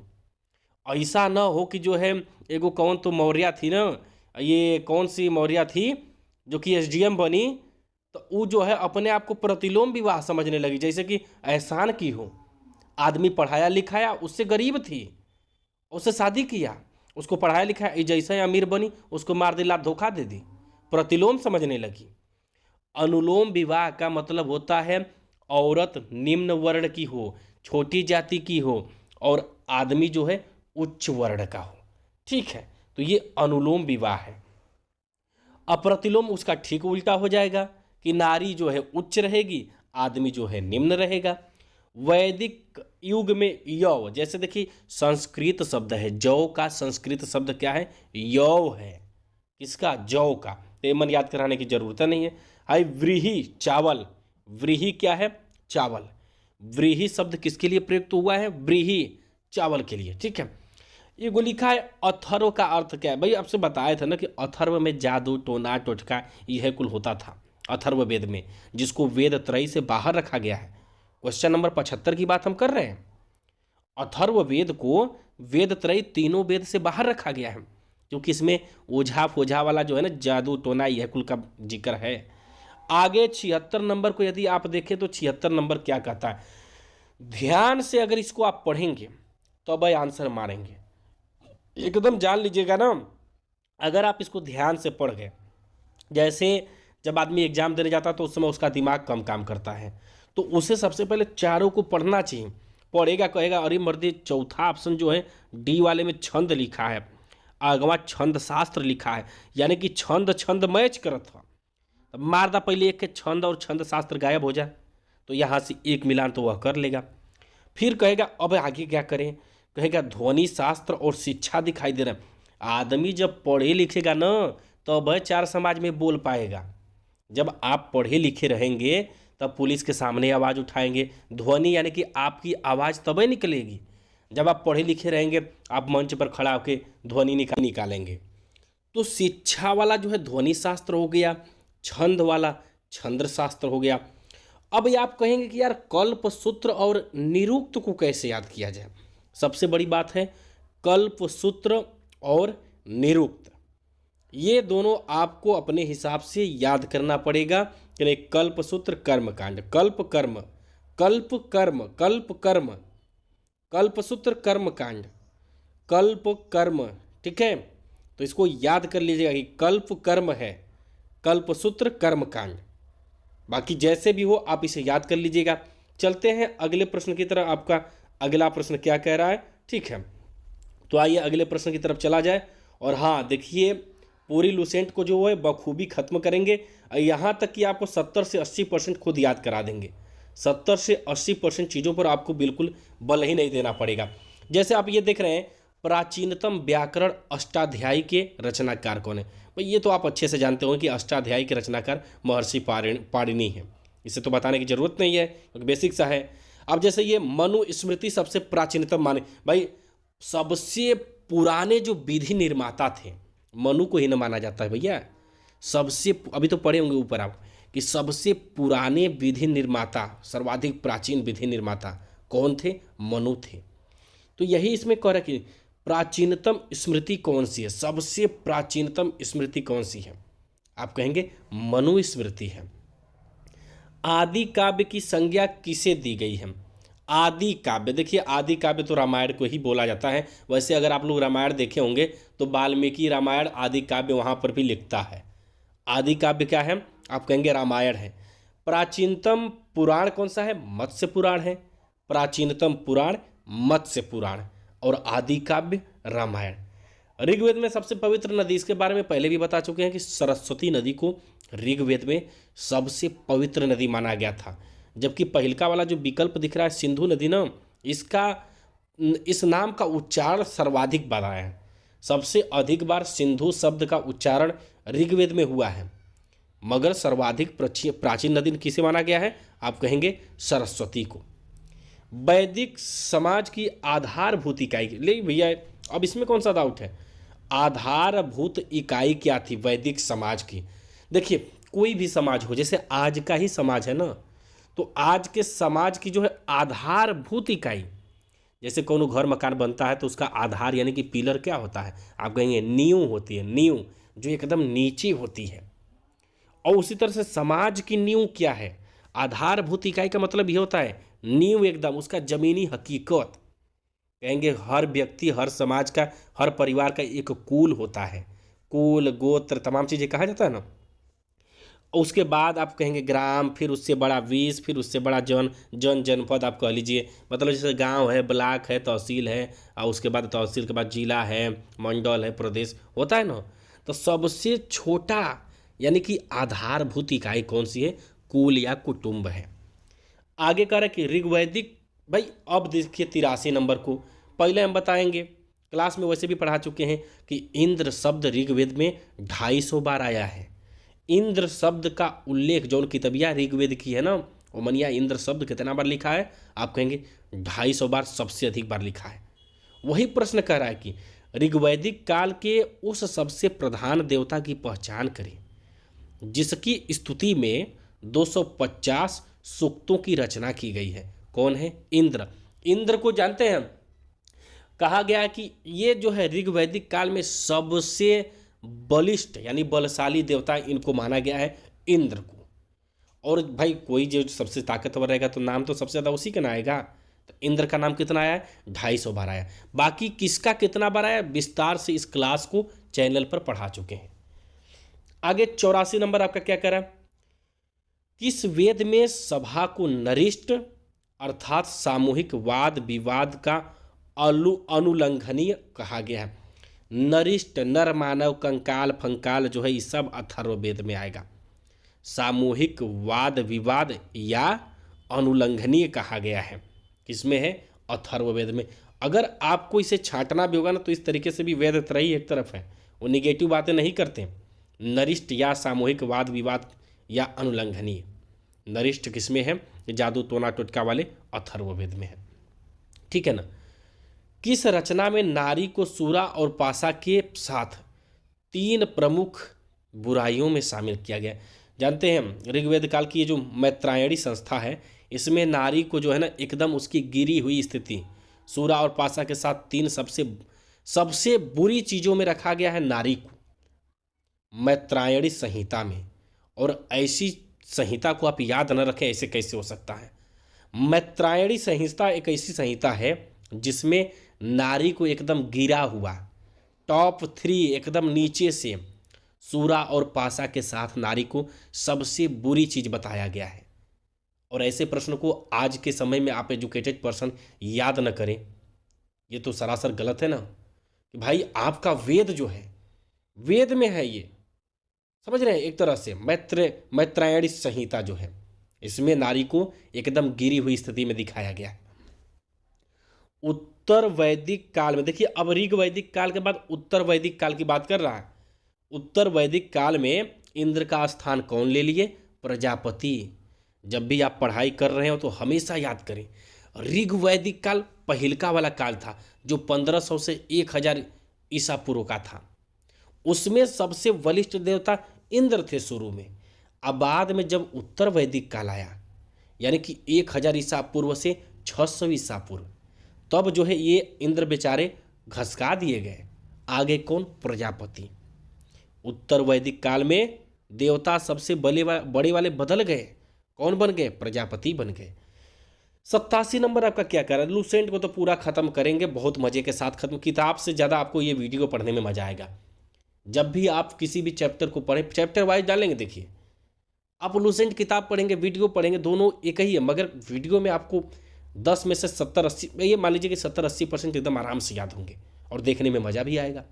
क्योंकि किताब जो थोड़ा सा बोर करती है स्टूडेंट को पढ़ने में आजकल के, जबकि किताब मेन है, वैसे ये किताब है बस डिजिटल रूप ले ली है। 4 वो यज्ञ दिखाई दे रहे हैं, 4 यज्ञ दिखाई दे रहे हैं। अब इन चारों यज्ञों का संबंध कैसे है, इनका विषय क्या है, किस चीज़ से जुड़े ये चारों यज्ञ रहे हैं, तो ये पढ़ना। जैसे आप देखेंगे ऑप्शन बी वाला जो है अश्वमेध यज्ञ, जब राम अश्वमेध यज्ञ किए थे तो घोड़ा को छोड़े थे, और घोड़ा को छोड़े कहे जौन पकड़ लेगा उसको हमारे साथ युद्ध लड़ना पड़ेगा।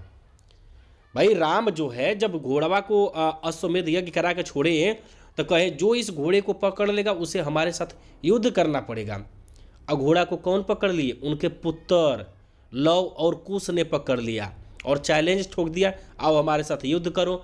अब इतना ही नहीं, लव कुछ जो है ये शत्रुघ्न और शायद लक्ष्मण को हरा दिए थे या जो भी था। अब रामायण की चीज़ें जो है पूरे तरीके से अभी स्पष्ट हमें याद नहीं आ रही हैं, मगर ऐसा कुछ देखने को मिला था जो है,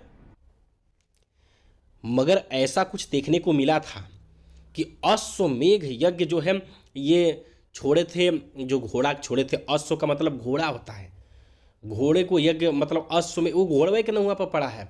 अश्व माने का भाई संस्कृत शब्द में जो है घोड़ा को संस्कृत में अश्व बोला जाता है। अब वो राम जी छोड़े कहे जो पकड़ेगा हमारे साथ युद्ध लड़ेगा, यानी कि शक्ति प्रदर्शन। ऑप्शन बी का जो दूसरा वाला लिखा है राजनैतिक शक्ति बढ़ाने हेतु किया जाने वाला यज्ञ। राजनैतिक शक्ति बढ़ाना है, जो घोड़ा पकड़ेगा वो लड़ेगा, यानी कि हम उसको हरा देंगे, चैलेंज के साथ लड़ाई। तो ये राजनैतिक शक्ति बढ़ ही न रही है, और ऐसे ऑप्शन को आप कैसे भूल सकते हैं। ऊपर वाला जो है राजसूय यज्ञ, क्या लिखा है? राजसूय सूय यज्ञ, यानी कि राजसूय, राजा के सिंहासन, राजसूय राजा के सिंहासन का आरोहण से संबंधित है यज्ञ, राजा के सिंहासनारोहण से संबंधित यज्ञ, राजा का सिंहासन राजसूय, राजा का सिंहासन राजसूय।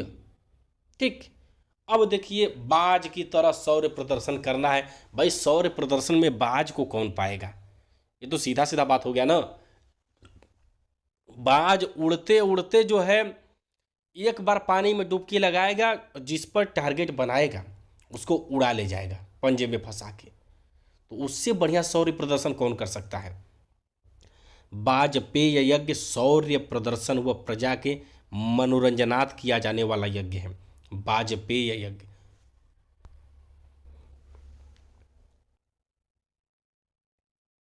और इन सबका नामकरण यदि हुआ है ना, तो कहीं ना कहीं एक बस आप पढ़े नहीं है, बाकी किसी भी चीज़ का नामकरण होता है ना तो एकदम स्पष्ट अर्थ को दिखाता है। बस बात है कि जब आप पढ़ेंगे तो उस चीज़ को समझ जाएंगे। जैसे अग्नि अष्टोम यज्ञ, देवताओं को प्रसन्न करने हेतु अग्नि को पशु बलि देना।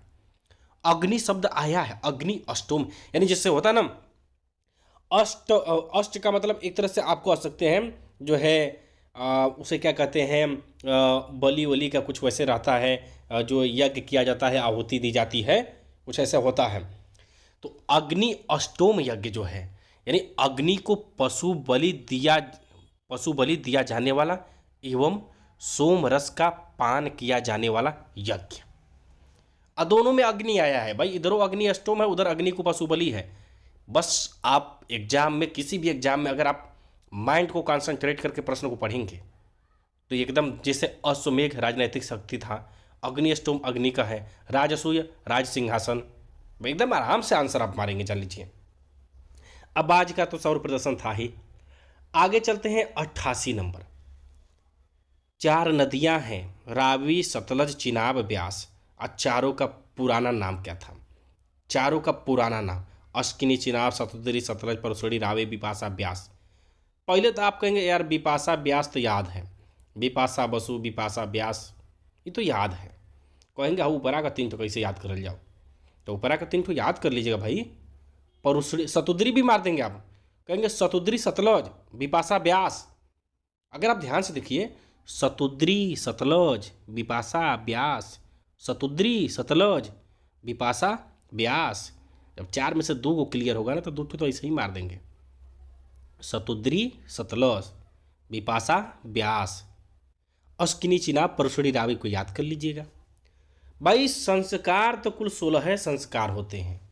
संस्कार कुल कितने होते हैं, 16 उपनयन संस्कार होते हैं। 89 प्रश्न खत्म, आते हैं उड़ाका दल की तरह उड़ाने 90 पर। विवाह है कुल कई ठो, 8 ठो विवाह शायद होता है, 8 प्रकार का शायद विवाह होता है, उनमें से 4 गो विवाह दिया है।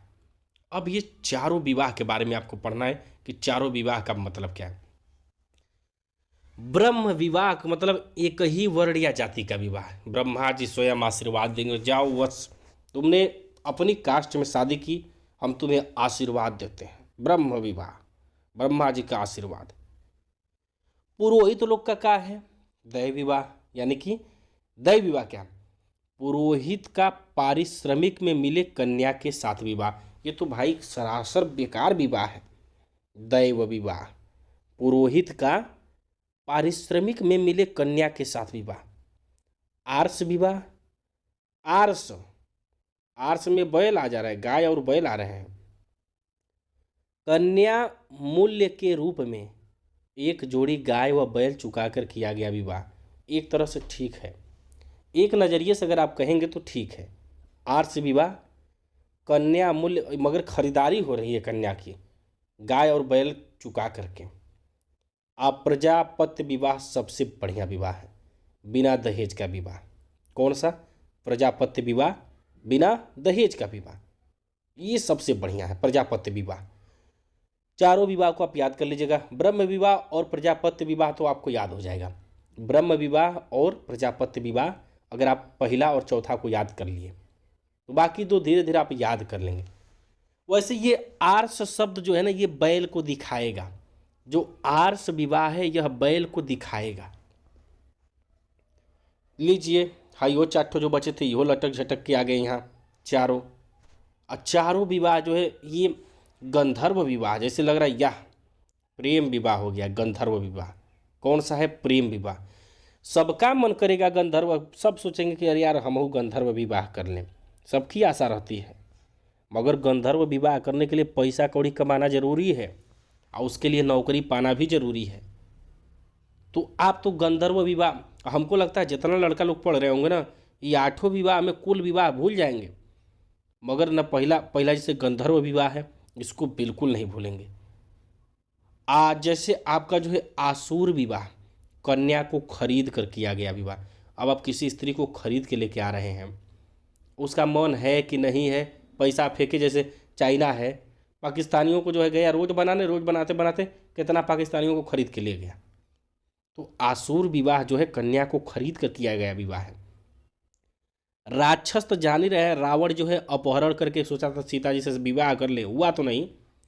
राक्षस जो है क्या करेगा? अपहरण करेगा, किसी को हरा करके ले जाएगा। तो ये तो सरासर गलत न है कि आप किसी को पहले उसे बलहीन कर रहे हैं, उसे मार पीट रहे हैं, मार पीट करके उसकी लड़की को ले जाकर ब्याह कर लिए, तो सरासर राक्षस वाला ही काम हो गया। पराजित राजा की कन्या या अपहरण की गई कन्या के साथ विवाह। अरे भाई कोई मतलब होता है? आप किसी कन्या को पसंद किए और गए, उसके मैं इलाके को मारे तो हंस नहस हो गया, उसका इलाका सब तो हंस नहस, राज शासन मारे, माई बाबू सब उसी में लेपा पोते चिक्कन हो गए। फिर लड़की को ले गए उठा के, अपहरण की गई कन्या, अपहरण करके ले जबरी विवाह करके बच्चा पैदा करने लगे, इस तो राक्षस विवाह हो गया भाई। अब राक्षस और पैशाच, पैशाच का मतलब जैसे पिशाच जो होते हैं वो रात में निकलते हैं, सोई हुई अवस्था में कन्या को गुमराह कर या मानसिक रूप से अस्वस्थ कन्या को गुमराह कर उसके साथ किया गया विवाह पैशाच विवाह कहलाता है। ये जितने 8 विवाह थे इनमें से आपको कई विवाह याद रहेंगे, कई विवाह को आप धीरे धीरे याद कर लीजिएगा, यही आपके लिए फायदेमंद रहेगा। 3 ऋण, देखिए माता का ऋण कोई नहीं चुका सकता। जो हमारे 3 ऋण है ना, आप उसमें देव ऋण चुका सकते हैं, पितृ ऋण चुका सकते हैं, ऋषि ऋण चुका सकते हैं, मगर जिसकी गोद में कोख में आप पल करके बढ़े हुए हैं उसका ऋण आप कभी नहीं चुका सकते। मात्र ऋण को आप कभी चुका ही नहीं सकते। तो 3 ऋण में इसको बिल्कुल शामिल नहीं किया गया है। ऋग वैदिक काल में संबंधित मृदभांड, मृदभांड का जैसे मिट्टी का बर्तन, मृदभांड का मतलब मिट्टी का बर्तन, यानी कि ऋग वैदिक काल यानी पहिलका वाला काल। आग में जब आप कोनो चीज़ को जलाते हैं, आग में कोनो मट्टी को जलाते हैं तो वो गेरुआ कलर का हो जाता है, गेरुआ वर्ण रंग, गेरुआ वर्ण का मृदभांड यानी मिट्टी का बर्तन, यही संस्कृति का कहलाई? ऋग्वैदिक संस्कृति कहलाई। अब समझिएगा, ऋग्वैदिक काल पहिलका वाला काल है, शुरुआत वाला है। शुरू में आग का खोज हुई थी। अब ये लोग क्या किए, कौनो मिट्टी का बर्तन बनाए और वो अक्सर गेरुआ कलर का दिखता है। आप लोग देखे होंगे जब मिट्टी के बर्तन को, चाय का कुल्हड़ देखे हैं ना, चाय का कुल्हड़, तो यह गेरुआ कलर का दिखता है। और शुरुआत में आप चित्र थोड़ा ना बनाने लगेंगे, चित्र बनाने के लिए तनी समय लगता है, थोड़ा सा पहले मिट्टी का बर्तन बनाएंगे। ये उत्तर वैदिक काल में जाएंगे तो धीरे से घुस जाएगा, मगर ऋग वैदिक काल की बात करेगा तो सिर्फ गेरुआ रंग का मृदभांड। अब देखिए तनी से जब काल बदला, जैसे आप 93 के बाद 94 पढ़ेंगे, ऋग वैदिक से जैसे उत्तर वैदिक आया तो वह गेरुआ रंग का जो मृदभांड था ऊपर चित्र बनने लगा और धूसर मृदभांड हो गया। अब उस पर चित्र बनने लगा। तो ये दोनों आपको ये नहीं कि ऑप्शन ए और बी दोनों, 90% लड़कों को आता नहीं है ना, भिड़ा के मारते हैं ए और बी दोनों, कहेंगे अरे यार गलत हो गल।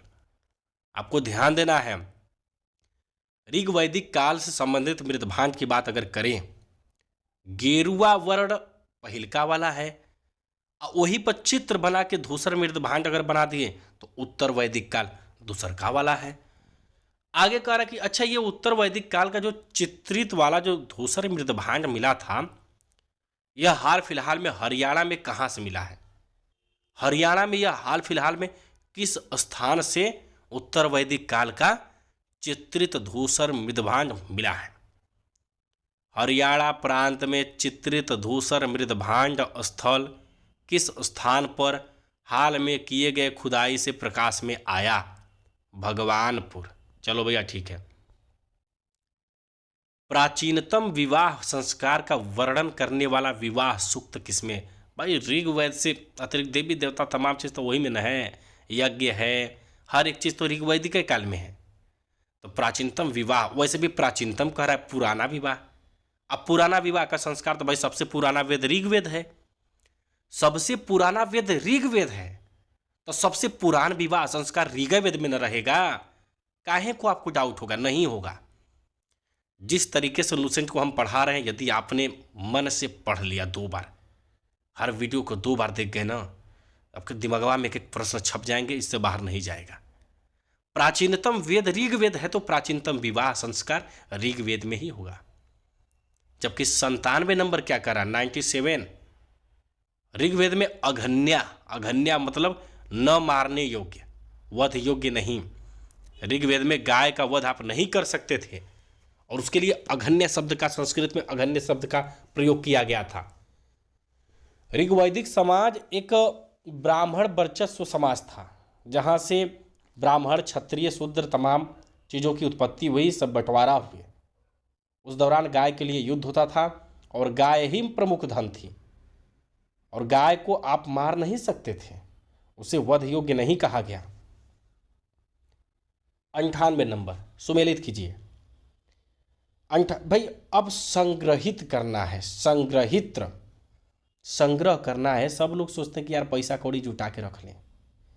अब पैसा कौड़ी जुटा के रखने वाला या संग्रह करने वाला कोषाध्यक्ष ही न कहलाता है। पहला एक पहला संग्रहित करना यानी कि इकट्ठा करना यानी जुटाना। सब सोचता है कि यार पैसा जुटा के रखें, तो यह क्या होगा? कोषाध्यक्ष होगा। भाग दूध, अगर आप इसको ध्यान से देखें तो इसमें पहल का शब्द आया भाग। अब भाग का मतलब होता है टैक्स, कर, साझेदारी। और दूध को क्या कहा गया? संग्रहकर्ता। ऋग्वैदिक काल में या वैदिक काल में वैसे भी जो है सब लोग सोचते थे कि दूध को इकट्ठा किया जाए, क्योंकि गाय को के लिए ही युद्ध होता था। अब वो लोग गाय को इकट्ठा करते थे ताकि वह दूध को संग्रहित कर सकें, दूध इकट्ठा कर सकें, दूध पी सकें। इसीलिए ना, तो भाग दूध यानी कि कर संग्रह करता। भाग मतलब कर और दूध को संग्रह करना, इकट्ठा करना है, तो कर संग्रह करता। आगे क्या है? छता या छत्री। भाई राजा का सहायक सबसे बड़ा तो क्षत्रिय ही न माना गया है, छत्री लिखा है। आप कहेंगे अगर चौथे वाले को देखें, प्रतिहारी, राजप्रसाद का सक्षक लिखा है, रक्षक नहीं लिखा है। अगर रक्षक होता तो छत्री पर जाते, मगर रक्षक नहीं, सक्षक है और ये अछवाप था। जबकि छता या छत्री पांसे के खेल में राजा का सहायक था। छत्री को राजा क्या करता था? जीतता था। जो ज़्यादा बलशाली उसके लिए पांसा का खेल होता था। मान लीजिए कोनो कबीला है, उसमें बलिष्ठ क्षत्रिय पैदा हुए कहाँ से हैं? क्षत्रिय हुए कहाँ से? सबसे बड़ी सवाल आती है कि ये क्षत्रिय आए कहाँ से। एक रियल जो है, जो इतिहास हमारा रहा है, आप लोगों को बता रहे हैं, ध्यान से सुनिएगा। एक ऋषि कपूर की मूवी आई है बंजारन, आप लोग देखे होंगे। ऋषि कपूर की मूवी बंजारन थी, जिसमें श्रीदेवी भी थी। पहले जो ऋग्वैदिक या वैदिक काल में क्या था, छोटे छोटे कबीले, जैसे अब बड़े बड़े गांव दिखते हैं ना, तो पहले बड़े बड़े गांव नहीं थे। जो आर्य चल करके आए थे, छोटे छोटे कबीले थे। तो इन छोटे छोटे कबीलों में कुछ बुद्धिमान थे, कुछ बलशाली थे, कुछ दिमाग से कमज़ोर थे, कुछ व्यापार करते थे, विनम्र स्वभाव के। पहले की बात कर रहे हैं, जहाँ से 4 वर्णों का उदय हुआ है, वैदिक काल की बात कर रहे हैं। तो ये जो छोटे छोटे कबीले थे, इनमें जो बुद्धिमान थे वह पुरोहित बने, ब्राह्मण बने। उन्होंने अपने आप को समाज से अलग कर लिया। जितने सब एक ही परिवार के थे, अलग नहीं थे, एक ही बाप के कुल बेटवा रहे हैं।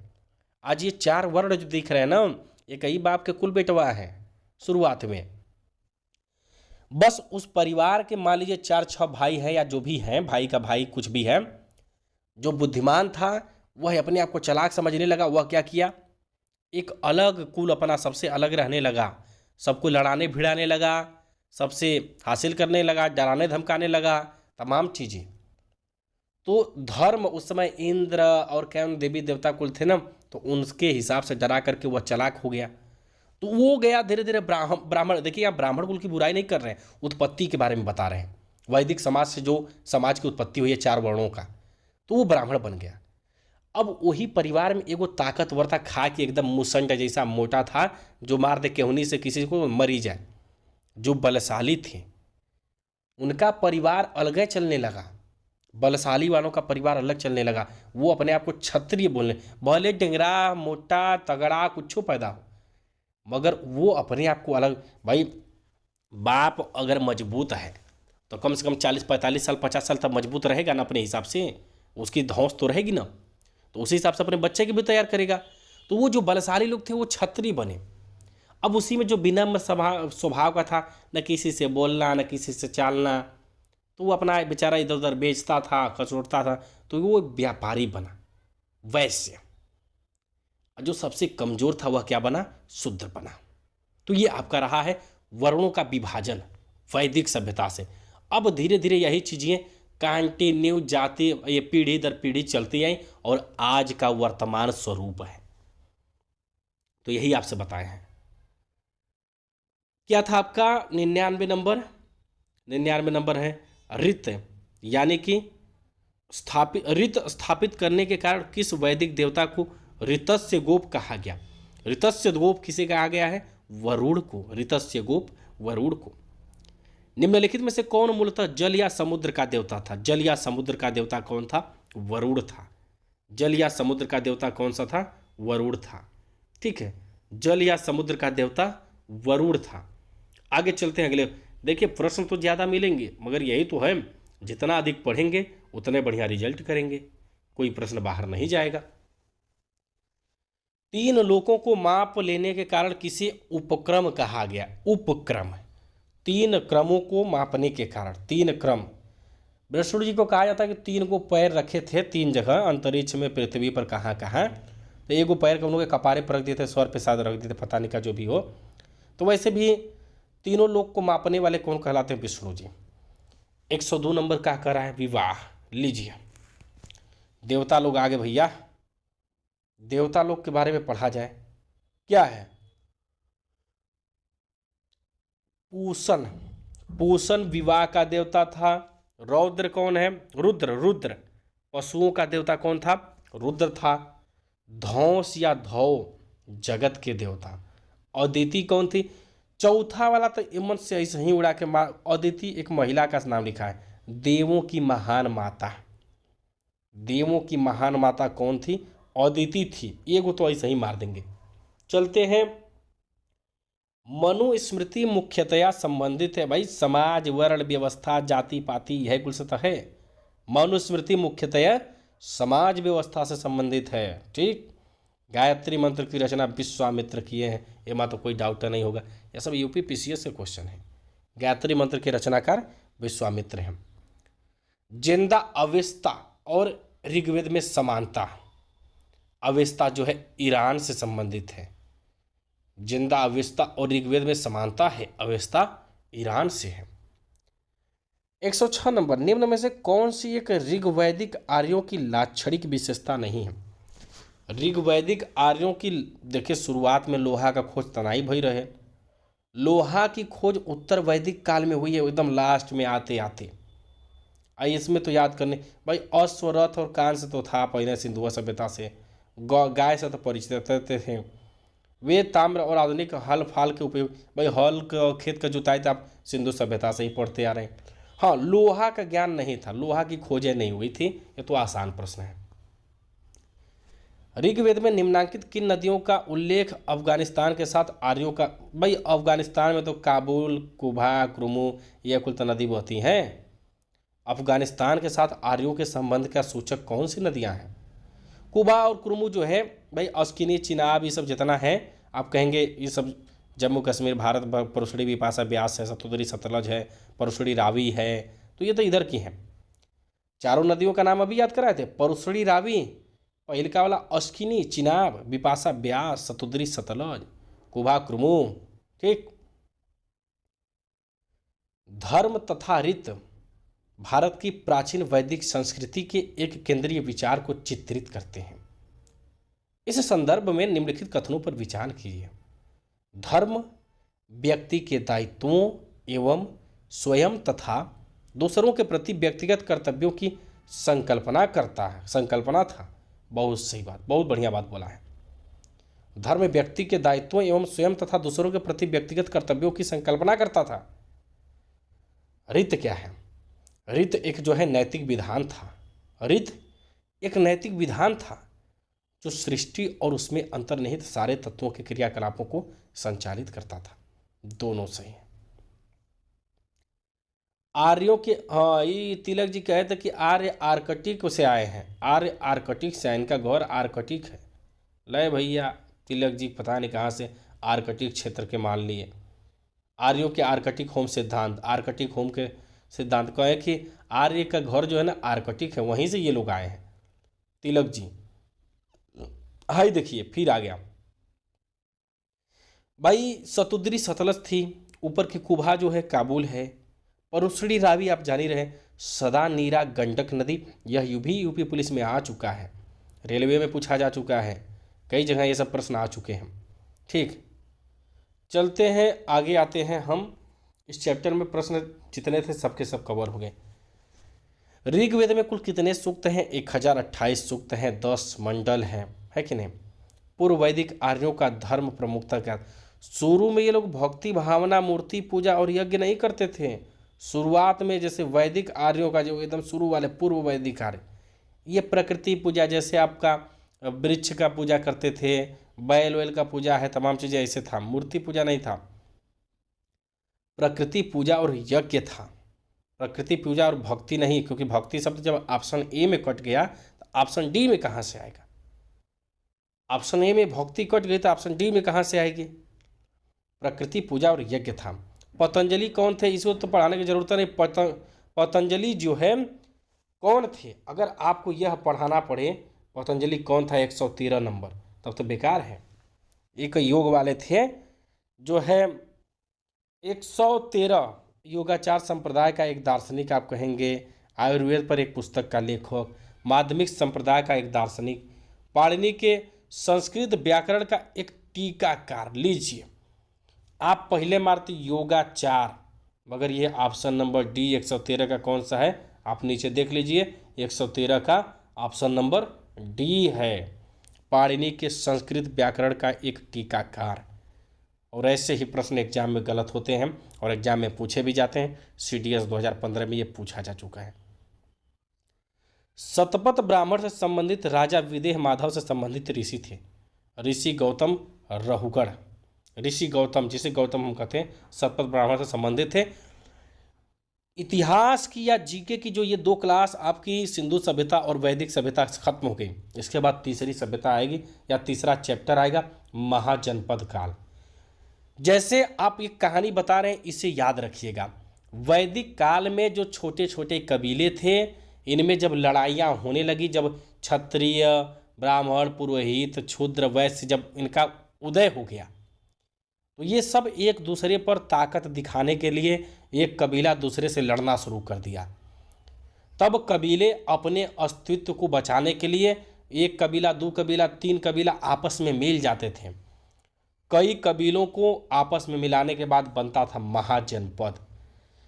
जैसे वर्तमान में कई गांवों के मिलने से बनता है जिला, वैसे उस समय कई कबीलों के मिलने से बनता था महाजनपद।